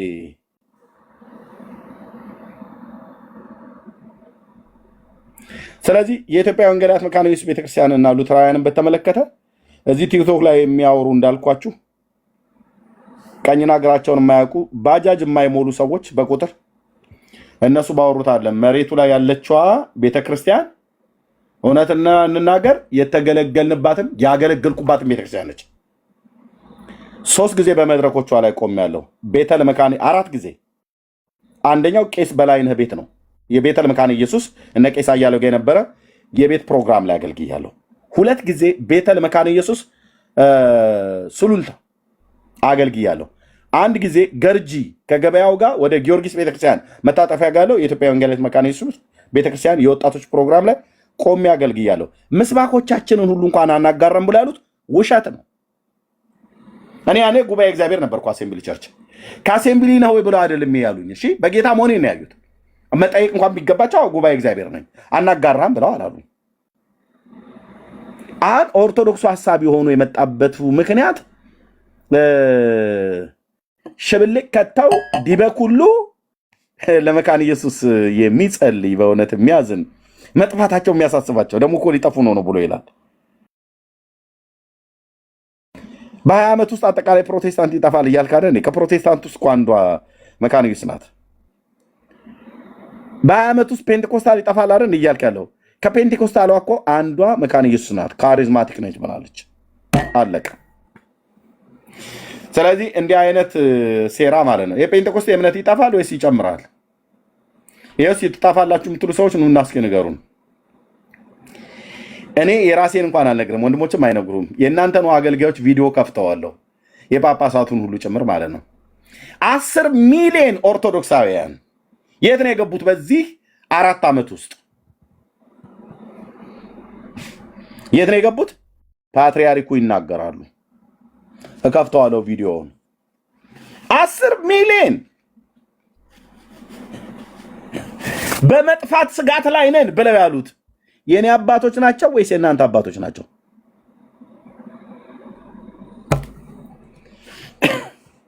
ወንጌል ስበኩ። ወንጌል ካልተሰበከ መቋሚያ ወዝዞ መንግስተ ሰማያት መግባት የሚቻለው አይደለም። ጨለማ ውስጥ ነን፣ ድቅድቅ ጨለማ ውስጥ። ማሌት ቆመን ቅዳሴ ቀድሰን የኦርቶዶክስ ሕልውና የሚቀጥል ይመስላችኋል? የአባቶችህ ለቅሶና እንጉርጉሮ ነው።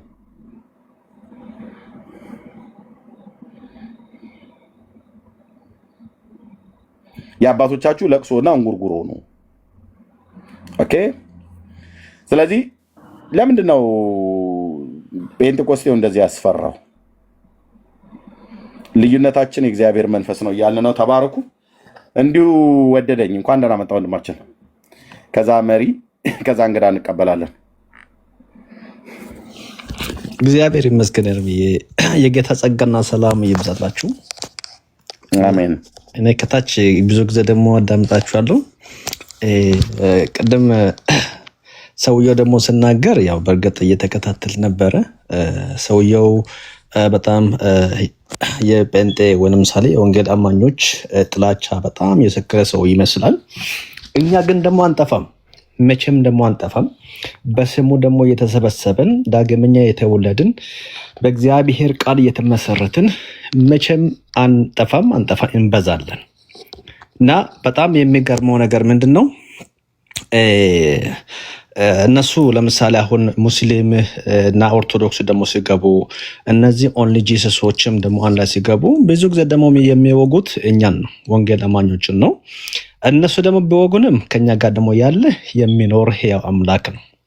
ከእነርሱ ጋር ደግሞ ካለው ከኛ ጋር ደግሞ ያለው ድንቅ አምላክ ነው፣ ኃያል አባት ነው። እና እነሱ ይዋጣሉ እንጂ እኛ አንጠፋም። የሚገርም ነውና አንዳንዴ ስንመለከት መጽሐፍ ቅዱስ ላይ ደግሞ ስንመለከት መጽሐፍ ቅዱስ ደግሞ የሚለው ማርቆስ ወንጌል 16:15 ላይ ወደ ዓለም ሁሉ ሄዱ፣ ወንጌል ለፍጥረት ሁሉ ስበኩ፣ ያመነ የተጠመቀ ይድናል፣ ያላመነ ግን ይፈረድበታል፣ ላመኑት እነዚህ ምልክቶች ይከተላቸዋል ይላልና በጣም የሚገርመው ነገር ብዙዎቹ ሰዎች ደግሞ ስንመለከታቸው እነዚህ ምልክቶች የሚከተላቸው ለምሳሌ ልሳን መናገር ምንድነው፣ ታማሚዎች ላይ ደግሞ ቢያንስ ደግሞ ጸልየው የመፈወስ ጸጋዎች ሁሉ ነገር እዛ ደግሞ የተዘረዘሩ ጸጋዎች የሚከተሉት ላመነ ሰው ነው። ላመነ ማለት ጌታ ኢየሱስ ክርስቶስን የእግዚአብሔር የምስራቹን ወንጌል ሰምቶ የሚሰበከውን ወንጌል ሰምቶ ከዛ በሰማው አምኖ በመንፈስ ቅዱስ ታትሞ የልጅነት ስልጣን ደግሞ ለተቀበለ ዳግመኛ ለተወለደ ሰው ነው። እና ያ ለዛኛ ሰው ይህ ጸጋ ይከተለዋል። እና ስንመለከት እነሱ ለምሳሌ አሁን ብዙ ጸጋዎች ደግሞ እንደፈለጉ ደግሞ ሲናገሩ እንሰማለን። ሁለተኛ ደግሞ ቅድም ለምሳሌ አሁን በክሉ ቤት ደግሞ ሲያወሩ የነበረው ምንድነው፣ ያመነ የተጠመቀ ይድናል ብሎ ይናገር አንድ ኤፍሬም የሚባል አገልጋይና የነሱ አስተማሪ ያመነ የተጠመቀ ይድናል ይላልና እነሱ ሲጀምር መቼ አመኑ? ሁለተኛ ደግሞ የሚድነው ምን የሆነ ነው ብሎ ይጠይቁናል። አንዳንዴ የሚድነው ምን የሆነ ነው? መልስ የሚፈልጉት ምንድነው? አምኖ የተጠመቀ እንድንላቸው ማለት ነውና እነሱ መጀመሪያ የነሱ እምነት የሚጀምረው ከእምነት ሳይሆን የእግዚአብሔር ቃል ደግሞ ሰምተው አምነው ሳይሆን ከውሃ ነው የነሱ እምነት የሚጀምረው። ጅማሬያቸው ደግሞ ከውሃ ነው። እምነቱ ጋር እነሱ ተቆርጠሉ የሉም እዛ ክፍል ላይ። ቃሉ ግን ደግሞ የሚለው ምንድነው? መጀመሪያ እምነት ከመስማት መስማት ደግሞ በእግዚአብሔር ቃል ብሎ ደግሞ እዛ ደግሞ ያሰረዋል። የእግዚአብሔር ቃል ደግሞ ሳይሰሙ በውክልና ደግሞ ያመኑ በውክልና ደግሞ እየተጠመቁ ሁለቱም ላይ የሉም። አንደኛ መጠመቅ ለም ደግሞ የለም። እነሱ እንዴት እንደተጠመቁ አቁም፣ እንዴት እንዳመኑ አቁም። ከጌታ ከኢየሱስ ክርስቶስ ከኢየሱስ ጋር ቃል ኪዳን ደግሞ የገቡበት ቀን የላቸው። ቃሉ ደግሞ ሲናገር ሮሜ 10:9 ላይ ኢየሱስ ጌታ እንደሆነ እግዚአብሔር ከሞታን እንዳስነሳው በልብህ ቢታምን ይላል። ያ በልቡ ደግሞ ያመኑበት ቀን የላቸውም፣ አቁም። ስለዚህ እናንተ ደግሞ ትጠፋላችሁ ደግሞ የሚሉት ስጋት ደግሞ ስላለባቸው ነው። እኛ መቼም ደግሞ አንጠፋም። ከኛ ጋር ደግሞ ያለው ያ አምላክ ያለና የሚኖር አምላክ አምነናል። ለዘላለም ከጌታችን ከኢየሱስ ጋር ደግሞ እንኖራለን። ማንም በመጣ ምንም በመጣ አንጠፋም። እና ደስ ሊለን ይገባል። ምክንያቱም ከኛ ጋር ደግሞ ያለው ይሄ አምላክ ስለሆነ አሁን እነሱ ደግሞ ሰውየው ደግሞ እየተጨናነቀ ያለው ደግሞ ለሉትራን ደግሞ ተቸግሮ ሳይሆን ሉትራኖች አሁን ደግሞ እዛ ሶሻል ሚዲያ ላይ ደግሞ እንትን የሚሉ ሰዎች አንድ ሜልስ የላቸውም። ከነሱ ተጠይቀው ሜልስ የላቸውም። እንደው ባለፈው ሲናገር ደግሞ የሰማሁት ምንድነው ድበክሉ ወደ ከሉትራን ደግሞ ወደኛ ደግሞ ሲመጣ አስተምረናችሁ እናጠምቃቸዋለን አለ። ከኦርቶዶክስ ወደ ሉትራን የሚመጣሳ እነሱ እንዴት ነው? መጀመሪያ እነሱ አስተምረው ከዛ ደግሞ የሚያጠምቁ ከሆነ ከሉትራን ወይንም ደግሞ ከኦርቶዶክስ ወደ ሉትራን ደግሞ የሚመጣ እንዴት ነው የሚያደርጉት? ለምንድን ነው ሳያጠምቋቸው አስተምሮ ሳያጠምቋቸው የሚቀበሉት? ይሄ የንቀት ነው። ስለሚወዳቸው ይመስላቸዋል። አይደለም። በነሱ አንዳንድ ደግሞ የሚጠም ለምሳሌ አሁን ሉትራኖች የነሱ ደግሞ ጥሩ አጋጣሚ የሆነባቸው ነገር ምንድነው? ሉትራኖች ልጆቹን ደግሞ ሳያሳመኑ ሳያስተምሯቸው ስለሚጠመቁ ያ ጥሩ አጋጣሚ ሆኖላቸዋል። ግን እነሱ እንደሚሉት አይደለም። እና ችግሩ ምንድነው? እኛ ጋር ደግሞ የነበረው ሕያው አምላክን እንደ እግዚአብሔር ቃል ደግሞ ስለተመሰረትን እንዴት እንደሚያደርጉ ደግሞ ግራ ተጋብቶ ነውና ደስ ሊለን ይገባል ለማለት ነው። ተባረኩ። እርምሻ ቴንኪ ወንድማችን ተባረክ። እግዚአብሔር ይባረክ። አዛኝ ቅቤ አንጓች ይባላል በእኛ ሀገር ብሂል እና ማነው ዲበኩሉም የሆነ መሰሎቹ ይህን ነገር የሚናገሩት አንደኛ ሰውየው በጥላቻ በጣም መርቀዟል። በእውነት ነው የምላችሁ።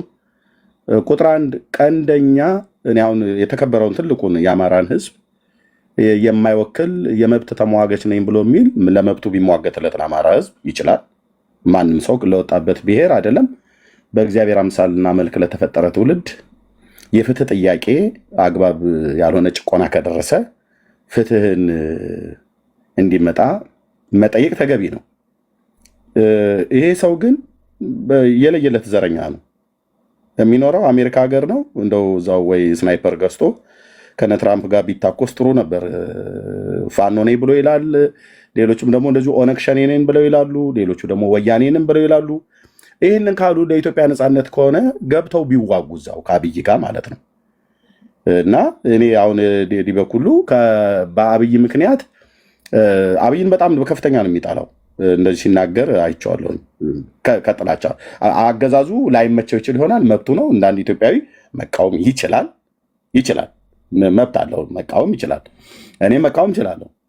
ግን አልፎ ተርፎ በሃይማኖት ድረስ ሁሉ ሄዶ መግዛት ይችላል። አሁን መግዛት ሁሉ ችለዋል አለ። የጴንጤ መንግስት ነው አለ። እኛ የጴንጤ መንግስት አናውቅም። አብይ ጴንጤ ነው። አብይ በሚመራው ካቢኔ ውስጥ ግን በሙሉ የተሰበሰበ እስላሙ፣ ዋቄ ፈታው፣ ኦርቶዶክስ እምነት ተከታዩ በሙሉ ነው ያለው። ሚኒስትሮቻቸውን ሲሰማቸውን እንጥራና ስንቱ ነው ጴንጤ፣ ስንቱ ነው እስላም፣ ስንቱ ነው ኦርቶዶክስ? ይሄ አገር የሚያውቀው ነው። በጥላቻ ሰው ሲነቅዝ እንደዚህ ነው የሚያደርገው ማለት ነው። እና ከዚህ የተነሳ አሁን የተናገራቸውን ነገሮች እኔ አሁን የሰማሁትን ቪዲዮ ግን ሰሞኑን ለሉተራውያን አቀንቃኝ ሆኖ እሱ ብቻ ሳይሆን ሌሎችም ይሉ ጭምር በእኔ አያት ንግግር የአርጋጃና ጓጅ የጋጋሪ ቆስቋሽ ብላ እንደምትለው ደብተራው መተተኛው ዲበኩሉ በምንድን ነው ቆስቋሽ ነገር ሆኗል ማለት ነው። በመቆስቆስ ነው ነገሩን እያጧጧፈ ያለው ማለት ነው። እና እንዲህ አይነት የክፋት አካሄድ የትም አያደርሰውም። እና ለክፋት የሚፈጥኑ እግሮች መጨረሻቸው የሚጠሉት ጥላቻ ፍጻሜያቸውን ያበላሽባቸዋል። የሚያደርጉት ጥላቻ ማለት ነው። እና ይህን ነው ብለን የምንለው። የፔንቴኮስታሉን እምነት ግን የፈሩት ለምንድን ነው ብሎ የሚለው ላይ ነው እያወራን ያለ ነው። ደግሞ እውነት በ6 ዓመት በ5 ዓመት በ10 ዓመት በ20 ዓመት እያሉ አሁን እርስ በርሱ የማይገናኝ ትንቢት አይነት ነገር እንተነበያለን ብለው ያሉ ሰዎች ፍጻሜ ውስጥ እንደዛ ይሆናሉ ብሎ የሚለው ለማለት እናገራለን። ተባረኩ። መሪጌታ እንኳን ደህና መጣህ። ታላቅ ወንድማችን የምንወድህ እንኳን ደህና መጣህ። ቴንኪው ሰላም ብያለሁ። የምትለው ካለ መቀጠል ትችላለህ።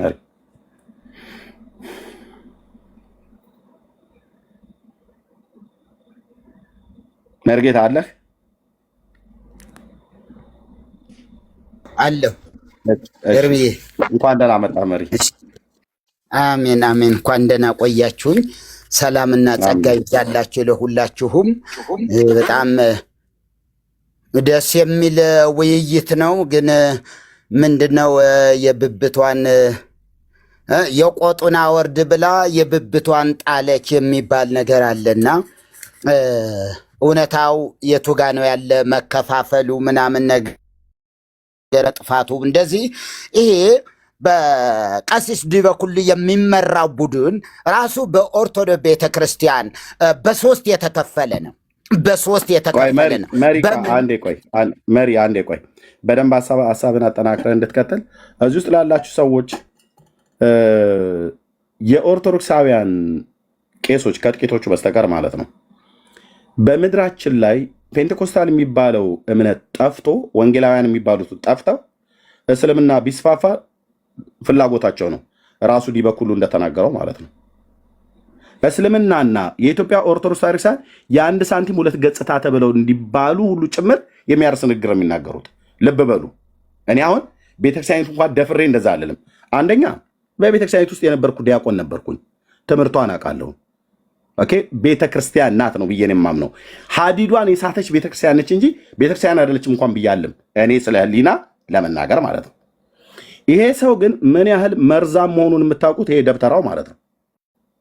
ፔንቴኮስታሉ ጠፍቶ እስላሞች እንዲበዙ ነው የሚፈልገው ምድሪቱ ላይ።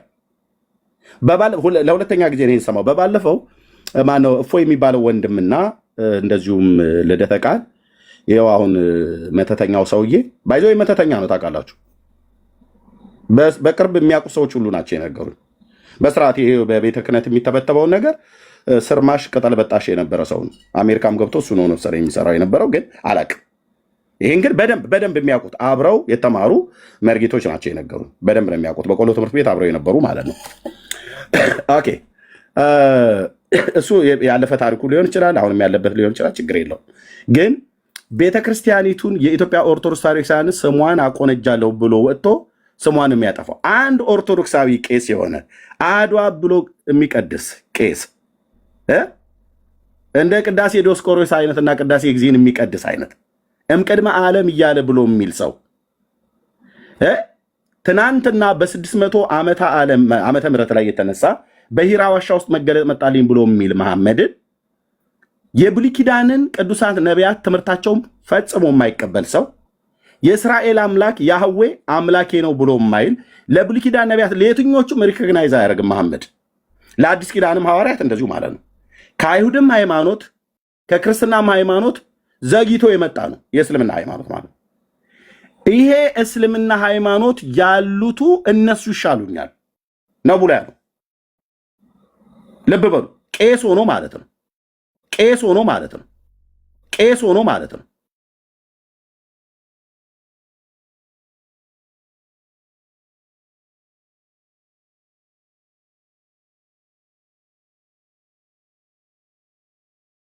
ቄስ ሆኖ ማለት ነው። ቄስ ሆኖ ማለት ነው። ቄስ ሆኖ ማለት ነው።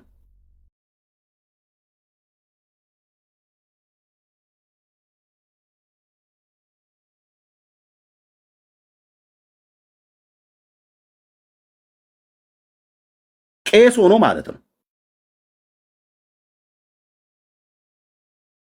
ቄስ ሆኖ ማለት ነው።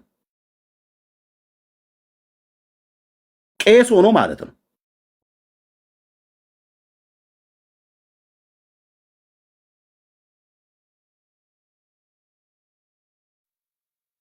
መልካም እሺ። እኔ እንግዲህ በዚህ በሉተራንና በመጥምቃውያን ነው እንደዚህ አይነት ነገር ልዩነት በሁሉም ቢሆን ማለት ነው። ከኢየሱስ ውጪ ሌላ አዳኝ አለ የሚል ቤተ እምነት አላየሁም። ሌላ አዳኝ አለ የሚል በየትኛውም በመካነ ኢየሱስም በየትኛውም አብያተ ክርስቲያናት ጤናማ አብያተ ክርስቲያናት ብቻ ሳይሆን ሌሎቹ ሁሉ ማለት ይቻላል ከኢየሱስ ክርስቶስ በቀር በሌላ ፍጡር ለመዳን የሚንጠለጠል የለም። ሁሉም አብያተ ክርስቲያናት ሉተራውያንም ምኖች በሙሉ ማለት ነው። በማን ነው መዳን? በኢየሱስ ክርስቶስ ብቻ ነው ብለው የሚያምኑ ናቸው። ጥምቀትም ያድናል ይበሉ አይበሉ፣ በዋናነት ግን ዋናው ከክርስቶስ ውጭ መዳን እንዳለ አድርገው ግን አይቆጥሩም። የለም ይሄ አላየሁም፣ አልሰማሁም። ብዙ መጽሐፍትን አነባለሁ። በጣም ብዙ በርካታ መጽሐፍትን አንብቤያለሁ። የመካነ ኢየሱስ የጥምቀት መጽሐፍን እንደዚህ ሁሉ አንብቤያለሁ። ከዚያም በመነሳት ምስጢረ ጥምቀት የሚል መጽሐፍ የጻፍኩትም የብዙዎችን እንትን አጥንቼ ነው አይቼ ነው። እግዚአብሔር የተባረከ ይሁን። ስለዚህ ይሄ መከፋፈሉ ያለው እንግዲያስ ማን ጋ ነው ካልን እነ ቀሲስ ዲበኩሉ ጋ ነው ያለው። እነ ቀሲስ ዲበኩሉ በቀሲስ ዲበኩልና በመጋቤ ብሉይ አእመረ አሸብር ወይም ደግሞ በአኬ መካከል ከፍተኛ የሆነ ገደል አለ። ማንም ሊያስታርቀው የማይችል ትልቅ የሆነ ልዩነት አላቸው። ልዩነቱ ምንድን ነው? እነ ቀሲስ ዲበኩሉና የእርሱ ቡድኖች የሆኑ በሙሉ ጥንተ አብሶ የአዳም ኃጢአት የዛሬ 2000 ዓመት ተወግዷል። ፓጋንም ቢሆን ሙስሊም ቢሆን አንድ ነን የሚሉት ለዚህ ነው። እኛና ሙስሊምና ኦርቶዶክስ አንድ ነው የሚሉበት ምክንያት የዛሬ 2000 ዓመት በመስቀል ላይ የሙስሊሙም ኃጢአት የፓጋኑም የኦርቶዶክሱም ሁሉ ተወግደዋል ብሎ ስለሚያምን ነው። ቡድኑ በራሱ ተወግደዋል ብሎ ያምናል። በጥንተ አብሶ አለ ብሎ አያምንም። ዛሬም ድነናል የሚሉበት ምክንያት በምንድን ነው የዳኑት? የዛሬ 2000 ዓመት በከፈለው የቤዛነት አገልግሎት ዓለም ሁሉ ድነዋል ብሎ ነው የሚያምነው። ሌላኛው እነ መጋቤ ብሉይ አይመረና ሌሎቹ ኦርቶዶክሳውያን ሊቃውንቱም በሙሉ ደግሞ ሰው የሚድነው ሲያምን ብቻ ነው ብለም ነው የሚያምኑ። ጥንተ አብሶ የሚወገደው ጥንተ አብሶ ከሰው ሕይወት ምን የሚለው የሚወጣው የሚፋቀው የሚሰረየው በኢየሱስ ክርስቶስ የማዳን ሥራ የቤዛነት አገልግሎት ሲያምን ብቻ ነው። ይህንን ካላመነ አሁንም ያው ነው፣ ኃጢአተኛ ነው፣ ያው አዳም ነው ብለው ነው የሚያምኑ ማለት። ሌላኛው ቡድን ደግሞ የክርስቲያን ልጆች ጥንተ አብሶ የለባቸውም ብሎ ያምናል። የተለየ ነው። ይሄ ደግሞ የክርስቲያን ልጆች ጥንተ አብሶ የሚባል የላቸውም፣ የሙስሊም ልጆች ግን አለባቸው ይላል። ይህ ወገኑ ከማን ጋር ነው? ከነ ዲበኩሉ ጋር የተያያዘ ነገር ነው ያለው፣ የተያያዘ ነው። አንዳንድ የሆኑ ክፍተቶች አሉ። የሙስሊም ልጆች ጥንተ አብሶ አለባቸው፣ የክርስቲያን ልጆች ግን ጥንተ አብሶ የለባቸውም የሚል በዚህ በኢትዮጵያ ኦርቶዶክስ ተዋሕዶ ቤተክርስቲያን ባሳተመችው መርሃ ጽድቅ ባህለ ሃይማኖትም እንዳያችሁት የክርስቲያን ልጆች መንግስተ ሰማያት ይወርሳሉ ባይጠመቁም። መጠመቅ አያስፈልጋቸው፣ መጠመቅ ሳይጠበቅባቸው በቀጥታ መንግስተ ሰማያት ይወርሳሉ ሲል የሙስሊም ልጆች ደግሞ ኢአማንያን ናቸውና ለአባቶቻቸው የተዘጋጀውን የገሃነም መንግስት ይወርሳሉ ብለው ነው የሚያምኑ። ገሃነመ እሳት ይገባሉ። መርጌታ ገድለ ዮሐንስ እጨጌ ዘጸገሮ ገድል ላይ እስላምና አረማዊ ወይ ደግሞ መናፍቃን ይላል። በቅነት እስላም ሳይጠመቅ ይድናል ይላል ገድለ ዮሐንስ። አባ ዮሐንስ ዘጸገሮ የተባለው ማለት ነው። የጉንዶ ተክለ ሃይማኖትም በደብሩም የታተመው ሁለቱም ገድል እጄ ላይ አለ። እንደውም የጉንዶ ተክለ ሃይማኖትን አንተን የላክልኝ በባለፈው። በዛ ላይ በስርዓት እስላም ሳይጠመቅ አረማዊ ሆኖ በኦርቶዶክስ ሃይማኖት ይድናል። ግን ምንድነው ማመን ያለበት ይላል? የአባ ዮሐንስ ዘጸገሮን ገድል ነው ማመን ያለበት ይላል። እና ቀጥል። እንግዲያስ እምነትን የክርስቶስን ደም የረገጠ ያክፋፋ የሚባለው እንደዚህ አይነት አስተሳሰብና እንደዚህ ያለ ትምህርት ነው። የክርስቶስን ደም መርገጥ ማለት ያለ ክርስቶስ ደም የሆነ በሳንቲም አያችሁ በዝክር ጠላ በማጠጣት መንግስተ ሰማያት ይወርሳል የሚል እምነት የሞተ እምነት የሚለው ይሄ ነው። የሞተ እምነት የሚባለው የሞተ እምነት ይኸው እንደዚህ የሆነ ገድል ዮሐንስ ዘጠገሮ እሱን ያመነ ሰው ቢጠመቅ ባይጠመቅ አረማዊም ሙስሊምም የትኛውም ሰው መንግሥተ ሰማያት ይወርሳል የሚል ትምህርት ይሄ የመናፍቃን ትምህርት ነው። ነፈቀ ተጠራጠረ። መናፍቅ ማለት ተጠራጣሪ፣ ሕጹጽ ሃይማኖት ማለት ምንድን ነው የሚጠራጠረው? መድኃኒታችን ኢየሱስ ክርስቶስ በመስቀል ላይ ተሰቅሎ አድኖናል። አዎ አድኖናል ግን የሚል ይሄ መናፍቅ ይባላል።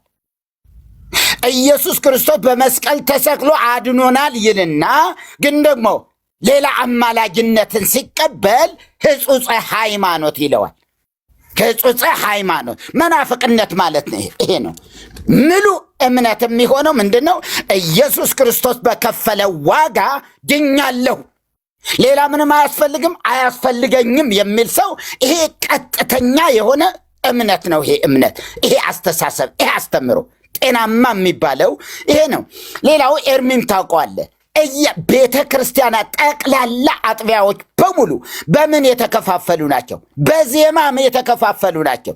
ከዚህ በፊትም ነግሬያቸዋለሁ። በዜማ የተከፋፈሉ ናቸው። ቋሜ የሚባል ዜማ አለ። ቤተልሔም የሚባል ዜማ አለ። አጫብር የሚባል ዜማ አለ። ታች ቤት፣ ላይ ቤት፣ በአታ የሚባል አቋቋም አይነቶች አሉ። ሳንኳ የሚባል አለ። ሳንኳ፣ አጫብር፣ እነዚህ በሙሉ ልብ በሉ። እነዚህ አሉ ማለት ሊቃውንቱ አንድ አይደሉም ማለት። አንድ ሰው በአታን ተምሮ ከሆነ አጫብር ዜማ በሚዜምበት ቤተ ክርስቲያን ላይ ሄዶ በአታ እቆማለሁ ቢል አናቱን ነው የሚያፈርሰው። በመቋሚያ አናቱን ያፈርስ። ምክንያቱ የደዛው ነው የሚለው የኛ አይደለም ነው የሚለው። አጫብር ለምሳሌ ጎጃም ነው። በአብዛኛው የጎጃም ዜማ አጫብር ነው። ምስራቅ ጎጃም አጫብር ነው። ስለዚህ አጫብርን ከቆማችሁ ትችላለህ። ካልሆነ ግን አስወጥተው ነው የሚሰዷችሁ። ከነመቋሚያችሁ ከነጸናጽላችሁ አንጠልጥሎ ነው የሚያባራችሁ። ሊቀጠበብቱ የማይሌቱ ተቆጣጣሪ ሊቀጠበብት ይባላል። ማይሌት የሚቆጣጠረው ሰው እሱ ነው የሚያባራችና ክፍልፍል ያለ የኦርቶዶክስ ትምህርት በእውነት እላቸዋለሁ። እኔ እንዲሁ በጣም የሚገርም ነገር ነው እኮ አንድነት የሚባል እኔ የምቀበለው ይህን ታገሌ ነው። ይህን አንድምታ እንኳ ራሱ የመጣው ምናልባት እንትና ጽፈውታል። ማናቸው ዶክተር ማን ነበሩ? እሺ አዎ እሳቸው ዋለሁ እስኪ ፊት ለፊት የመጽሐፍ እያየሁ ነው። እሳቸውም እንደጻፉት የእምነቱ መጠን በራሱ የተከፋፈለበት መንገድ፣ በተለይም ደግሞ አንድምታው የመጣበት መንገድ አንድም ጎንደሬዎች እንዲህ ብለው ይፈቱታል፣ አንድም ጎጃሜዎች እንዲህ ብለው ይፈቱታል፣ አንድም ትግሬዎች እንዲህ ብለው ይፈቱታል፣ ሸዋዎች ደግሞ እንዲህ ብለው ይፈቱታል፣ ደብረ ሊባኖሶች እንዲህ ይላሉ የሚል ነበረ በፊት። በኋላ ተማሪው ጎንደሬው የጎንደሬን ይትበሃል ሲይዝ፣ ትግሬው ደግሞ የትግሬን ይትበሃል ይዛል፣ ጎጃሜም የጎጃምን ይትበሃል ይዛል። እያንዳንዱ እየተከፋፈለ አስቸገራቸውና ምን አደረጉ? ዝም ብለን አንድም እንበለው። አንድም የቤተ ክርስቲያን መሰረት አብ ነው። አንድም የቤተ ክርስቲያን መሰረት ማን ነው የሚደውለው? እሺ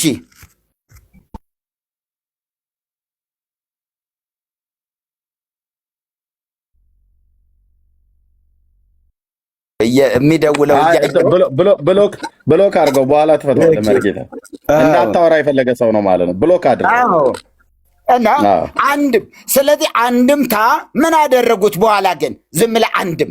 አሁን ጎጃም የሚል የለም፣ ትግሬ የሚል የለም፣ ጎንደር የሚል የለም፣ ሸዋ የሚል የለም። አንድምታ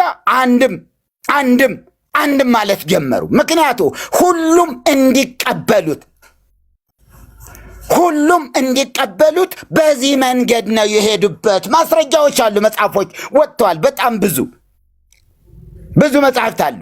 እኛም ስንማር ይህንኑ ክፍል ይነግሩን ነበረ። እነኝታ መንክር እንደዚህ ነበረ። እንትኖቹ እንዲህ ብለው ይፈቱታል፣ አንድምታ ስትማሩ ቁጭ ብላችሁ ግን አንድም አይደለም የእንተ አገሌ እንዲህ ነው የሚሉ እኛ እንደዚህ እንላለን እንተ አገሌ ደግሞ እንደዚህ የሚሉም አሉ እያሉ የተከፋፈለ በብዙ መንገድ በገድላት መዳን ላይ እንዳያችሁት ነው። እና በጣም በተለይ ቀሲስ ዲበኩሉ የፋኖ ዋና የውጭ አስተባባሪ አሁን ላይ ደግሞ የሞዓ ተዋህዶ ቃል አቀባይ የሞዓ ተዋህዶ ቃል አቀባይ ሞዓ ተዋህዶ ማለት አንድ እምነት ብቻ ይቀራል የሚል በተለይም ደግሞ የወንጌላውያን አብያተ ክርስቲያናትን ማጥፋት ይህን አጀንዳ የያዘ በኢትዮጵያ ምድር ምናልባት ካቶሊክ ኦርቶዶክስና እስልምና ብቻ ይቀራሉ፣ ሌሎች በሙሉ ግን መጥፋት አለባቸው የሚል የውስጥ አጀንዳ ይዞ የሚንቀሳቀስ ነው። መርጌታ ቆይ ማናቸው? ብፁዕ አቡነ ኤርሚያስ ሰሜን ወሎ ብፁዕ አቡነ ኤርሚያስ የተናገሩት አንድ ግሩፕ አለ ብለው የተናገሩት አለ። ቪዲዮ አለኝ እጄ ላይ ወደ 250 ሺህ ተከታይ ያለው እና ባንዲራ እስከ መቀየር ድረስ ደርሰዋል።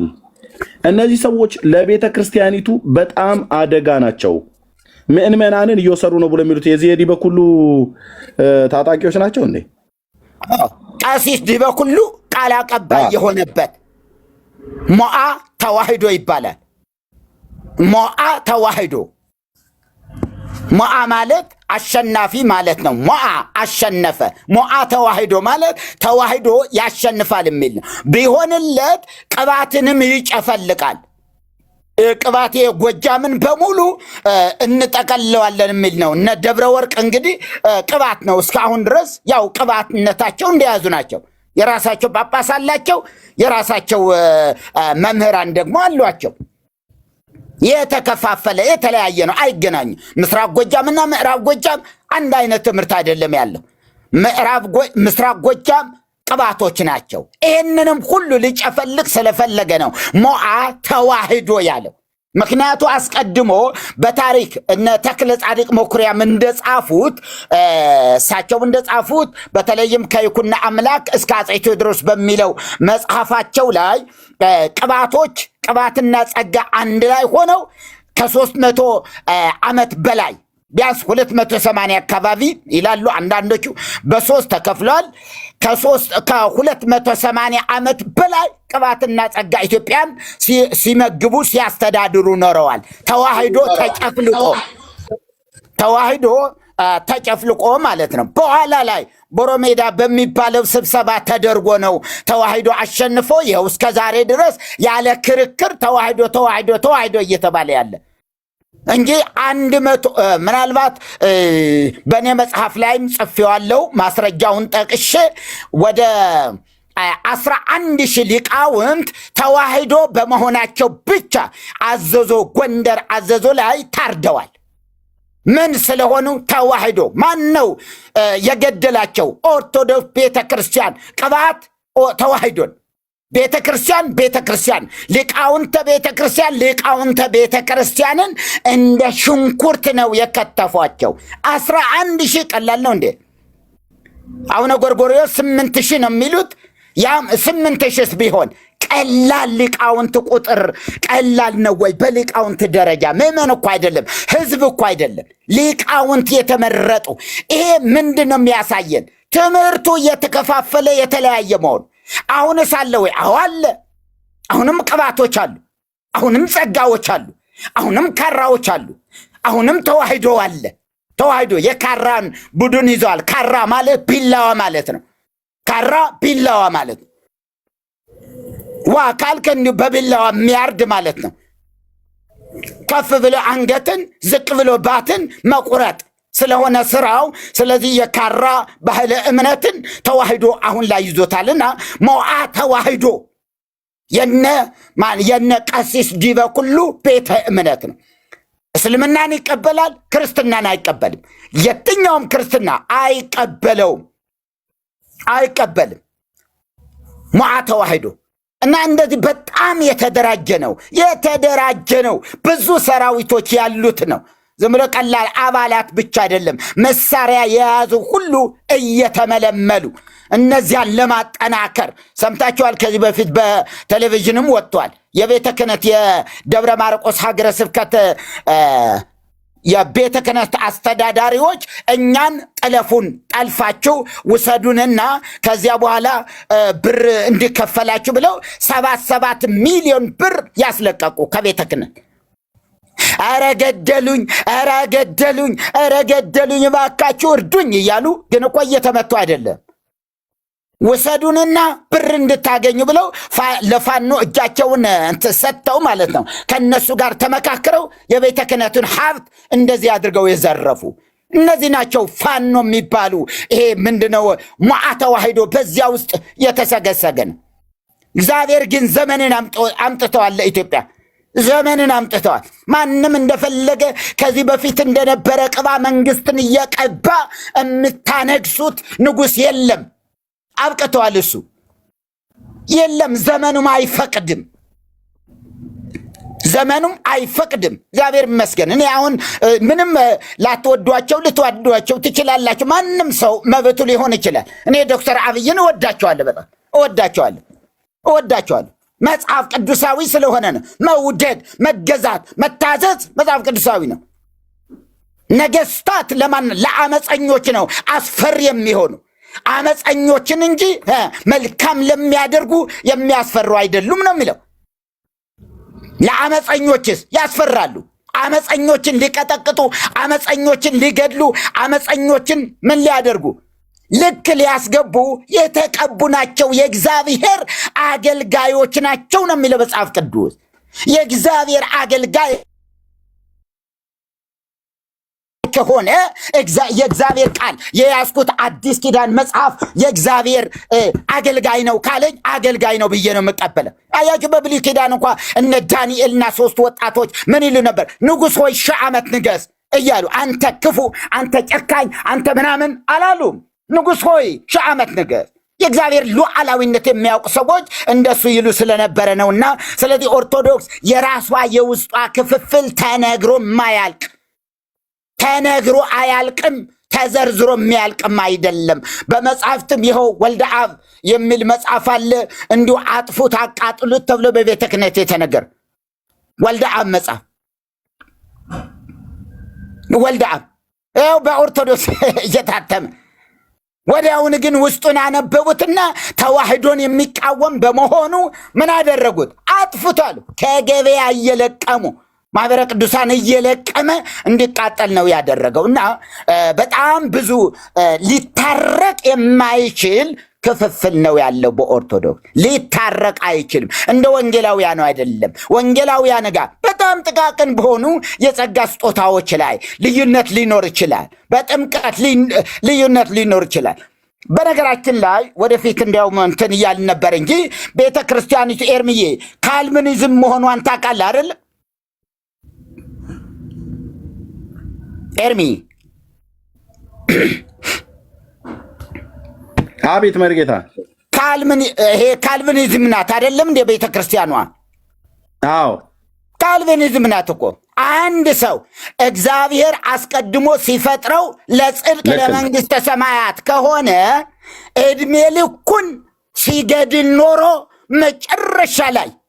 በመጨረሻ ላይ የንስሐ አባቱን ጠርቶ ንስሐ ይገባል። ምክንያቱስ አስቀድሞ የተፈጠረው ለመንግሥተ ሰማያት ስለሆነ።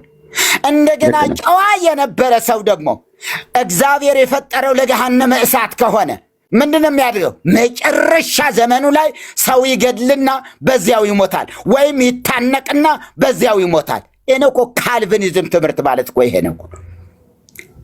አንዴ ተመርጧል ለጽድቅ ተመርጠው ከሆነ ገና ሳይወለድ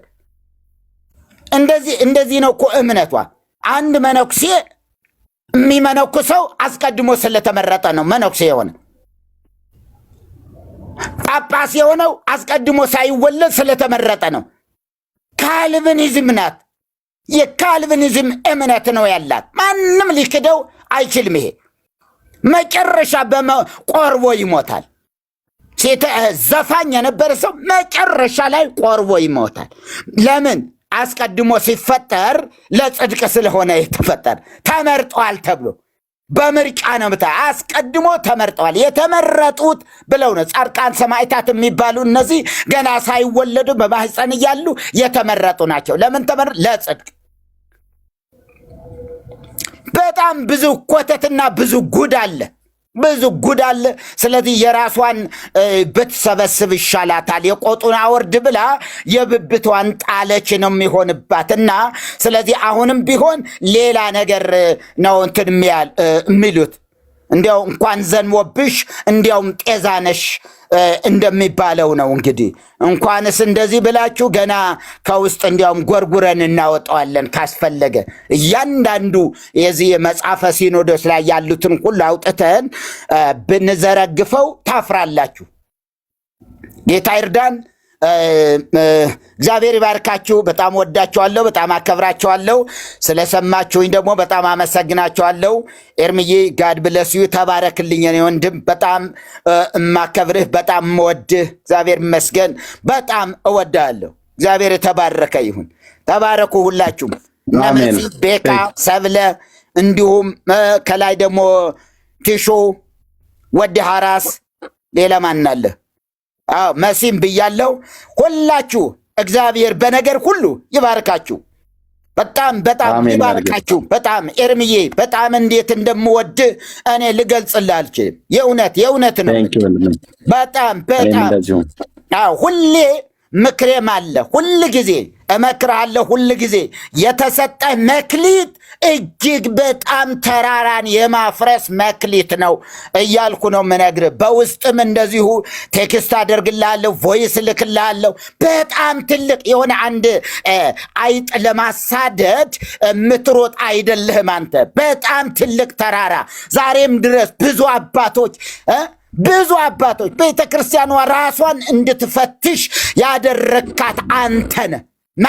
ማንም ይሄ ብዙ ሄደናል፣ አይተናል፣ እያየናቸው ነው። አባቶች የተባሉ ሁሉ የሚያዳምጡት ያንተን መልእክት የማያዳምጥ ሰው የለም። ምክንያቱም ምንድን ነው? ይሄ ባህሪው ነው። ደግሞ ለምሳሌ ዶክተር አብይ መስማት የሚፈልጉት ኢቲቪን አይደለም፣ ፋናን አይደለም፣ ዋልታን አይደለም። ጠላት ምን እያለ ነው? ምንድን ነው ክፍተቴ? ምንድን ነው ማሟላት ያለብኝ? ምን የተፈጠረ ችግር አለ? በማለት በጠላት በኩል ጠላት በሚባሉ በኩል ያለው ሚዲያ ይከታተላሉ። ልክ እንደዚህ ኦርቶዶክስ ቤተክርስቲያን እነዚህ በኩሉን ምንም አሽቀንጥራ ይጣለቻቸው ዝም ብለው እንትን ናቸው። አንተን ግን በጣም የሁሉም ሰው ታርጌት አድርጎ የሚሰማ አንተን ነው።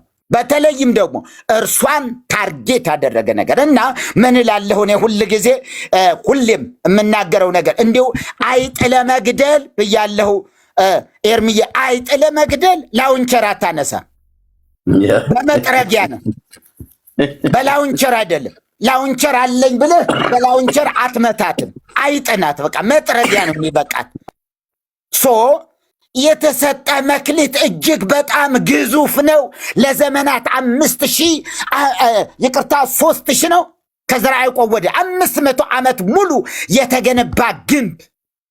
እኔ አንድ ጊዜ አቡነ ጳውሎስ ነበሩ፣ ስብከት እያገለገልኩ ነበረ ወሊሶ ማርያምና ወደ 8 ጳጳሳትም አብረው ነበሩ። እዛ አስተማርኩና አንድ የሆነ እንትን ነበረ ህንፃ ቤተ መቅደስ አዳም ፈታዊ ህዝበ ፋሬስ አይን ርእሰ ፍጡራን ተብለ ለፍጡራን አራያ ስላሴ እስመ ተፈጥረ እንዘ ስላሴ ባይዳን የሚል እንትን ነበረ። ቅኔ የሰጠው ነበርና ስላሴ ለዚህ ህንፃ ባይድ ናቸው የሚል ነው። ለዚህ ህንፃ ባይድ ናቸው እስመ ተፈጥረ። ምክንያቱስ ሰው በአራያ ስላሴ የተፈጠረ ስለሆነ ይህንን ህንፃ ከማየት አይኖቻችንን እንመልስ እና ምን አሉኝ አቡነ ጳውሎስ አስታውሳለሁ። ምን አሉ? አንተ 500 ዓመት የተገነባ ግንብ ከታች ሆነ አፈርሳለሁ ብትል አንተ ጋር ነው የሚፈርሰው። አቡነ ጳውሎስ አስታውሳለሁ። ምን አሉ? አንተ ጋር ነው የሚፈርሰው፣ ቀስ በል ያሉኝን አስታውሳለሁ። ምንድነው ኤርምዬ፣ በጣም ብዙዎች ይጠብቁሃል። በጣም ብዙዎች ጳጳሳት እየጠበቁህ ነው። ካህናቱ እየጠበቁህ ነው። የመጽሐፍ መምህራን እየጠበቁህ ነው።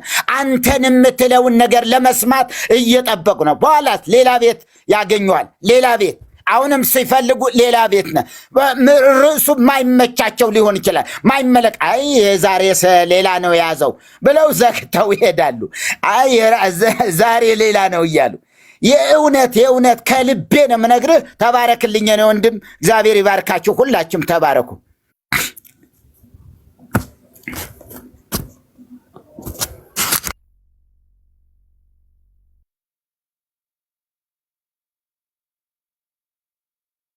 ሰላም እንዴት ናችሁ? ሁሉ ሰላም ነው? ኤርሚ እስኪመጣ ድረስ አላችሁ? ቀጥል ዲያቆንዬ። ኦኬ ሰላም ኤርሚ፣ በመምጣት ዛሬ እዚህ በማየት ደስ ብሎኛል። ትንሽ ጠፋ ብለህ ነበር፣ ምን ሆነ ነው ምናምን ብዬ ባለፈም ደውዬ ነበር እና በመምጣት በጣም ደስተኛ ነኝ። መርጌታ እንዳሉት እንግዲህ አንተ መበርታት አለብህ፣ እግዚአብሔር ደግሞ ይረዳሃል። አይኖ ሰው በመሆናችን ብዙ ነገሮች ፈተና ሊገጥሙን ይችላሉ፣ ግን ያን ነገር የሚያሳልፈው እግዚአብሔር ነው። ሌላ ምን ልንፈልጌ ነው? ይሄ ዲበኩሉ የሚባለው ሰውየውን ትናንትና ገብቼ እየሰማው ነበርና አንዲት ቃል ነው የጻፍኩት። ኤርሚ እንጥራ ወይ እዚህ ምናምን ስል ወዲያው ነው ሚውት ያደረጉኝ እዛ ማለት ነው። ወዲያው አንዲት እችን ቃል ነው የጻፍኩት። ኤርሚ እንጥራ ወይ ስላቸው ወዲያው ነው ሚውት ያደረጉኝ እና እየሰማሁት ነበር ሲናገረው የነበረው። ይህን ሰው እንግዲህ እዚህ ያላችሁ ሰዎች ግዕዝን የምታውቁ እንግዲህ ዲበኩሉ ማለት ምን እንደሆነ ትርጉምን ታውቁታላችሁ።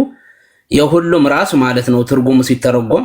ያው ዲበኩሉ በግዕዝ በአማርኛ ሲተረጎም የሁሉም ራስ ማለት ነው። የሁሉም ራስ ሳይሆን መትሕተ ኩሉ ብየዋለሁ እኔ ሰውየውን። በዛ ቢጠራ የሱን ስም መትሕተ ኩሉ ነው መሆን ያለበት እና ምንም እውቀት የሌለው ሰውየው ነው። የቤተክርስቲያኒቷን ኦርቶዶክስንም የሚያውቃትንም አይመስለኝም። የሚናገረው ዝም ብሎ በጥላቻ ተነስቶ ነው ፕሮቴስታንቱ ወይም ደግሞ ጴንጤ እያለ እየተሳደበ የሚውለው። መናፍቅ እያለ 10 ጊዜ ሲሳደብ ይውላል። ይህ ሰውየውን አይቼዋለሁ። ያለውን ጥላቻ በጣም በቃ እንትን የሆነ ነው። በቃ ከልክ ያለፈ ጥላቻ ነው ያለው። እውቀት ሳይሆን ጥላቻ ነው። አንድ ሰው እኮ ለመመለስ አሁን ፕሮቴስታንት ከተሳሳቱ ወይም በትክክለኛ መንገድ ከሌሉት እኮ በእግዚአብሔር ቃል ነው የምትመልሳቸው ሰዎች አይደል? የጠፋ ሰው በእግዚአብሔር ቃል ነው የምትመልሰው እንጂ በጥላቻ እየተሳደብክ መናፍቅ እያልክ አይደለም የምትመልሰው። ይሄ ሰውየው ግን ራሱ የጠፋ ነው። ራሱ ጠፍቶ ሌሎችንም ለማጥፋት የሚታገል ሰው ነው እንዳየሁት ማለት ነው። እና ይሄ መትሕተ ኩሉ ነው መባል ያለበት ስሙ ለማለት ፈልጌ ነው። ሌላው ምንድነው? እኛ የምንከተለው ኢየሱስ ወይም ደግሞ እግዚአብሔር የዘላለም አምላክ የሆነውን እግዚአብሔር ነው የምንከተለው። ለምን? ከቅድስት ድንግል ማርያም የተወለደው በመስቀል የተሰቀለውን የሞተውን ስለኛ እንግዲህ በእርሱ አምነን የዳንን ሰዎች ነን። ፕሮቴስታንት ማለት የምትጠፋ እምነት አይደለችም። ይህንን በደንብ ማወቅ አለበት። ምክንያቱ ይህ ትልቅ ጥላቻ ወይም ደግሞ ፍርሃት ያላቸውን ቅድም ኤርሚ ስትለው የነበረው ፍራቻቸው እነዚህ ሰዎች ምንድን ነው ካልክ እንግዲህ ካሉበት ጥቅም አሽቀንጥሮ እነሱን የሚያስወግድ ስለሆነ መጽሐፍ ቅዱሳዊ የሆነውን የእግዚአብሔርን ማንነት ይዘን ስለምንሄድ ነው። የእግዚአብሔር መንፈስ ያለበትን ሁሉ ይዘን የምንከተል ስለሆነ የሚያስፈራቸው ይህንን ነው። ኦርቶዶክስን የሚያሽቀነጥር ነው። ምክንያቱም እነሱ የያዙትን መጽሐፍታቸው ሁሉ ራሱ ገደል ይዟቸው እየገባ ያለው መጽሐፍትን ያላቸው እነሱ ለንግድ ነው። ይህን ሁሉ ገድልና ታምራትን ጽፈው ህዝቡን እየነገዱበት ያሉ ማለት ነው። እውነቱን ግን ያለው መጽሐፍ ቅዱስ ወደ እግዚአብሔር ዘወር ባሉት ጊዜ ግን አይኖቻቸው ሁሉ ሲገለጥ የነበረውን መጋረጃ ነው የሚቀደደው ማለት ነው። ያንን አላወቁም እነሱ እንጂ ፍርሃት ነው እንደዚህ የሚያደርጋቸው። እችን ደግሞ የምትጠፋ አይደለችም። መርጌታም እንዳሉት ማንም ከኢትዮጵያ ምድርም የሚያጠፋው የለም ከእንግዲህ በኋላ አይደለም። እንትን አሁን ለምሳሌ በትግራይ ውስጥ በብዛት ጠንካራ የሚባለው የሚፈራው ትግራይ ውስጥ ነበር። ትግራይ ውስጥም አሁን ገብተናል። እንግዲህ እየተሰራ ነው ያለው፣ ብዙ ነገር እየተሰራ ነው። አክሱም ውስጥ ብዙ ነገር እየተሰራ ነው ያለው። አሁን ክርስቲያኖች እያደጉ ነው እና ይህንን ማንም የሚቀይረው ነገር የለም ከእንግዲህ በኋላ። ዲበኩሉ የሚባለው ሰውየውን መትሕተ ኩሉንም ያው እንግዲህ እርሙን ማንሳት አለበት። ይህንን የትን መድረስ አይችልም። ዝም ብሎ ነው የሚወራጨው ያለው ማለት ነው። አቅም የሌለው መወራጨት መጨረሻውን ያው እንግዲህ አንድ ማንንም ሰው ዘሎ መሬት ላይ ነው የሚወድቀውና የትም አይደርስም ለማለት ፈልጌ ነው። ማን ነው ፓስተር ትዝታው ባለፈ የተናገረውን ያየው በጣም ስስቅ ነበርና ዲህ በኩሉ የሚባለው ሰውየውና ይሄ ማን ነው? ይሄ ዘማርያም የሚባለው ጸበል ቀጂዎች ናቸው። ጸበል ቀጂና ምንድን ናቸው እነዚህ? ይሄ ድምፅ የሚቀጆ እንደዚህ አሰላፊዎች አሉ አይደል? እንደዛ ነው። እነሱ ምንም እውቀት የላቸውም። የቤተክርስቲያኒቷን እውቀትንም የላቸውም። ጠለቅ ያለ እውቀት የላቸውም። ገብተህ ስትጠይቃቸው አይመልሱም። ወደ ስድብ ነው የሚገቡት። እና ያንን ነው አሁን እየተሳደበ ያለው ለማለት ፈልጌ ነው። ኤርሚ እና ያዝ በቃ። ተንኪው አመሰግናለሁ። በርታ ኤርሚ።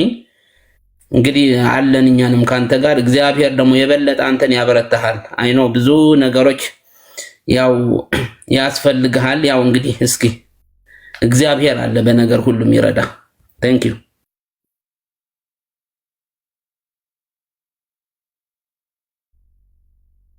እሺ ቴንክ ዩ ዲያቆኑ ተባረክ፣ ጸጋ ይብዛልህ። እህትየው ሜሲ አለሽ አለው ኤርሚዬ የምትይው ካለ? እሺ አይ ብዙ የምለው ነገር የለም፣ ግን እዚህ ርዕሱ ላይ በደንብ ያው ዳንኤልም ተናግሯል፣ አንተም ብዙ ነገር ተናግራችኋልና የምለው ጥቂት ነገር ቢኖር ምንድነው የጴንጤቆስጤ እምነት እየሰፋ ወይስ ይሰፋል ወይስ ይጨምራል ለሚለው እኔ በበኩሌ እየጨመረ ነው የሚሄደው።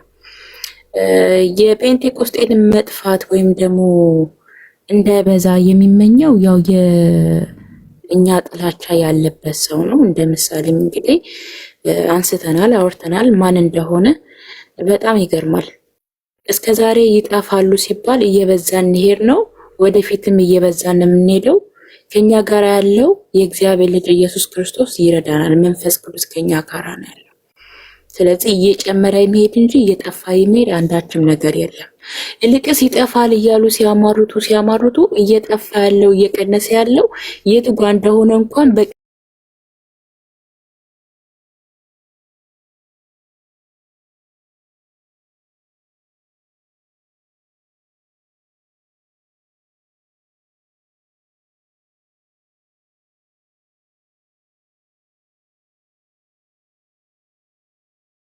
ለከኛ ጋራ የረዳን እግዚአብሔር ነው፣ ያገዘን እግዚአብሔር ነው። መንፈስ ቅዱስ ከኛ ጋራ ነው። ስንናገር አብሮን የሚናገር አንደበት የሚሆነን ኃይል የሚሆነን አቅም የሚሆነን በንግግሮቻችን በየሁሉ ስፍራ ከኛ ጋራ ያለ መንፈስ ቅዱስ እንድንጠፋ ሳይሆን እንድንሰፋ የሚረዳን ነው። ምንናገረው እዚህ ጋር መተን ስለ ጌታ ስንናገር ከኛ ጋር የሚናገር መንፈስ ቅዱስ አለ። ከራሳችን የምንናገረው ነገር የለም። ኤርሚ እዚህ ጋር ሲናገር መንፈስ ቅዱስ ስለረዳው ነው። በህይወታችን በእያንዳንዱ ሁኔታ ውስጥ ሁሉ መንፈስ ቅዱስ አለ። በመውጣት በመግባታችን በእያንዳንዱ እርምጃችን በአገልግሎታችን ነገር ላይ ሁሉ መንፈስ ቅዱስ አለ።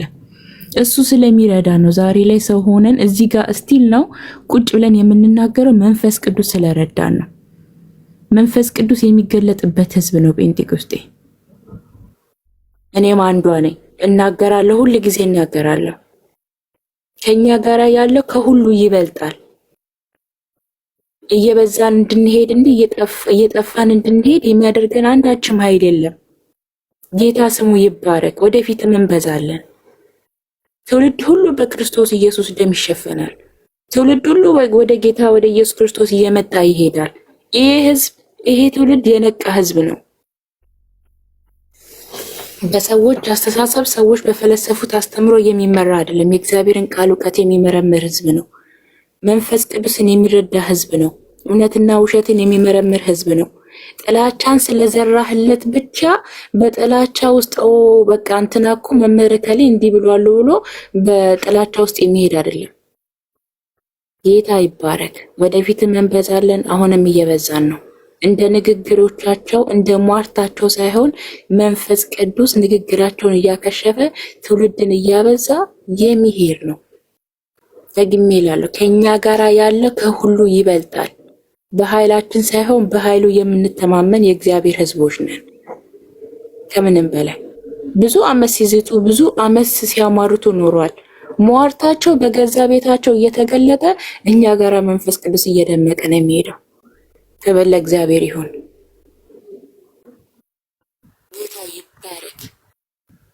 እዚህ ጋር አንዳንዱ ነገር እየገለጠ በማስረጃ ሲያመጣ ትውልድ እየዳነ ሲሄድ ቀላል አይደለም ወገኖች፣ ቀላል አይደለም። ምናልባት በሰዎች እይታ ቀሎ ሊሆን ይችላል። ኤርሚ እግዚአብሔር ስለረዳው ነው። በቤቱ ተንበርክኮ የሚጸልየው ጸሎት ነው እዚህ ጋር ፍሬ እያፈራ ያለው። ብዙዎቻችን እግዚአብሔር ረድቶን ነው። እንደ ሟርታቸው እንደዛቻቸው ቢሆንማ የተናገሩት ነገር በህይወታችን በተፈጸመ ኑሮ።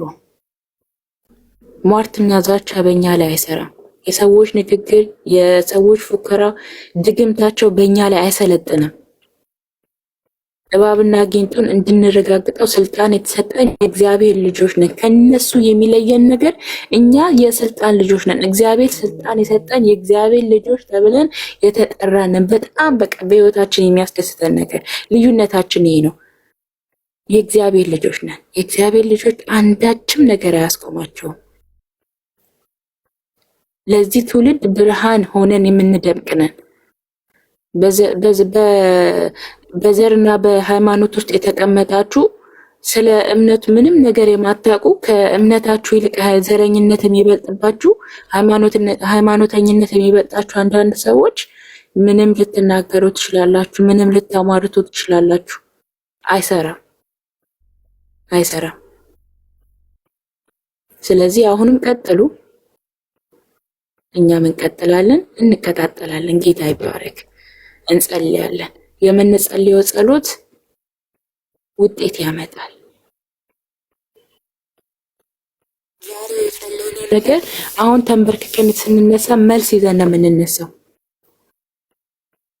ብዙን ጊዜ ሰምቻለሁ፣ ብዙን ጊዜ አድምጫለሁ፣ ብዙን ጊዜ ተከታትያለሁ። ይዝታሉ፣ ያሟርታሉ። በዚህ ወር በ5 ዓመት ውስጥ ይላሉ። በ5 ዓመት ውስጥ ጴንጤ እየሰፋ ሲሄድ አይ ቆይ እስቲ እኒ 7 እናርገው፣ አይ ቆይ እስቲ እኒ 3 እንጨምር፣ 10 እናርገው፣ 15 እናርገው እያሉ ይሄዳሉ። ገና ይቀጥላል። እስከ እየጨመረ ይሄዳል። እየዛቱ ያሟርቱ ይሄዳሉ። ህዝቡም እየቀጠለ ይሄዳል። ዓለም በክርስቶስ ኢየሱስ ትጠቀለላለች። መጨረሻው ያ ነው። ጌታ ስሙ ይባረክ። እኛ የዓለም ብርሃን ነን። የብርሃን ልጆች ስለሆንን ብርሃን የበራልን ልጆች ስለሆንን ከድቅድቅ ጨለማ ያመለጥን ስለሆንን የምናሟርት ህዝብ ስላልሆንን እግዚአብሔርን የምንፈራ በጽድቅ በቅድስና የምንመላለስ ስለሆንን ጌታ ስሙ ይባረክ። በእኛ ላይ አይሰለጥንም። ለምን አንተባበርም? እናከሽፈዋለን። ከኛ ጋር ያለው ከሁሉ ይበልጣል።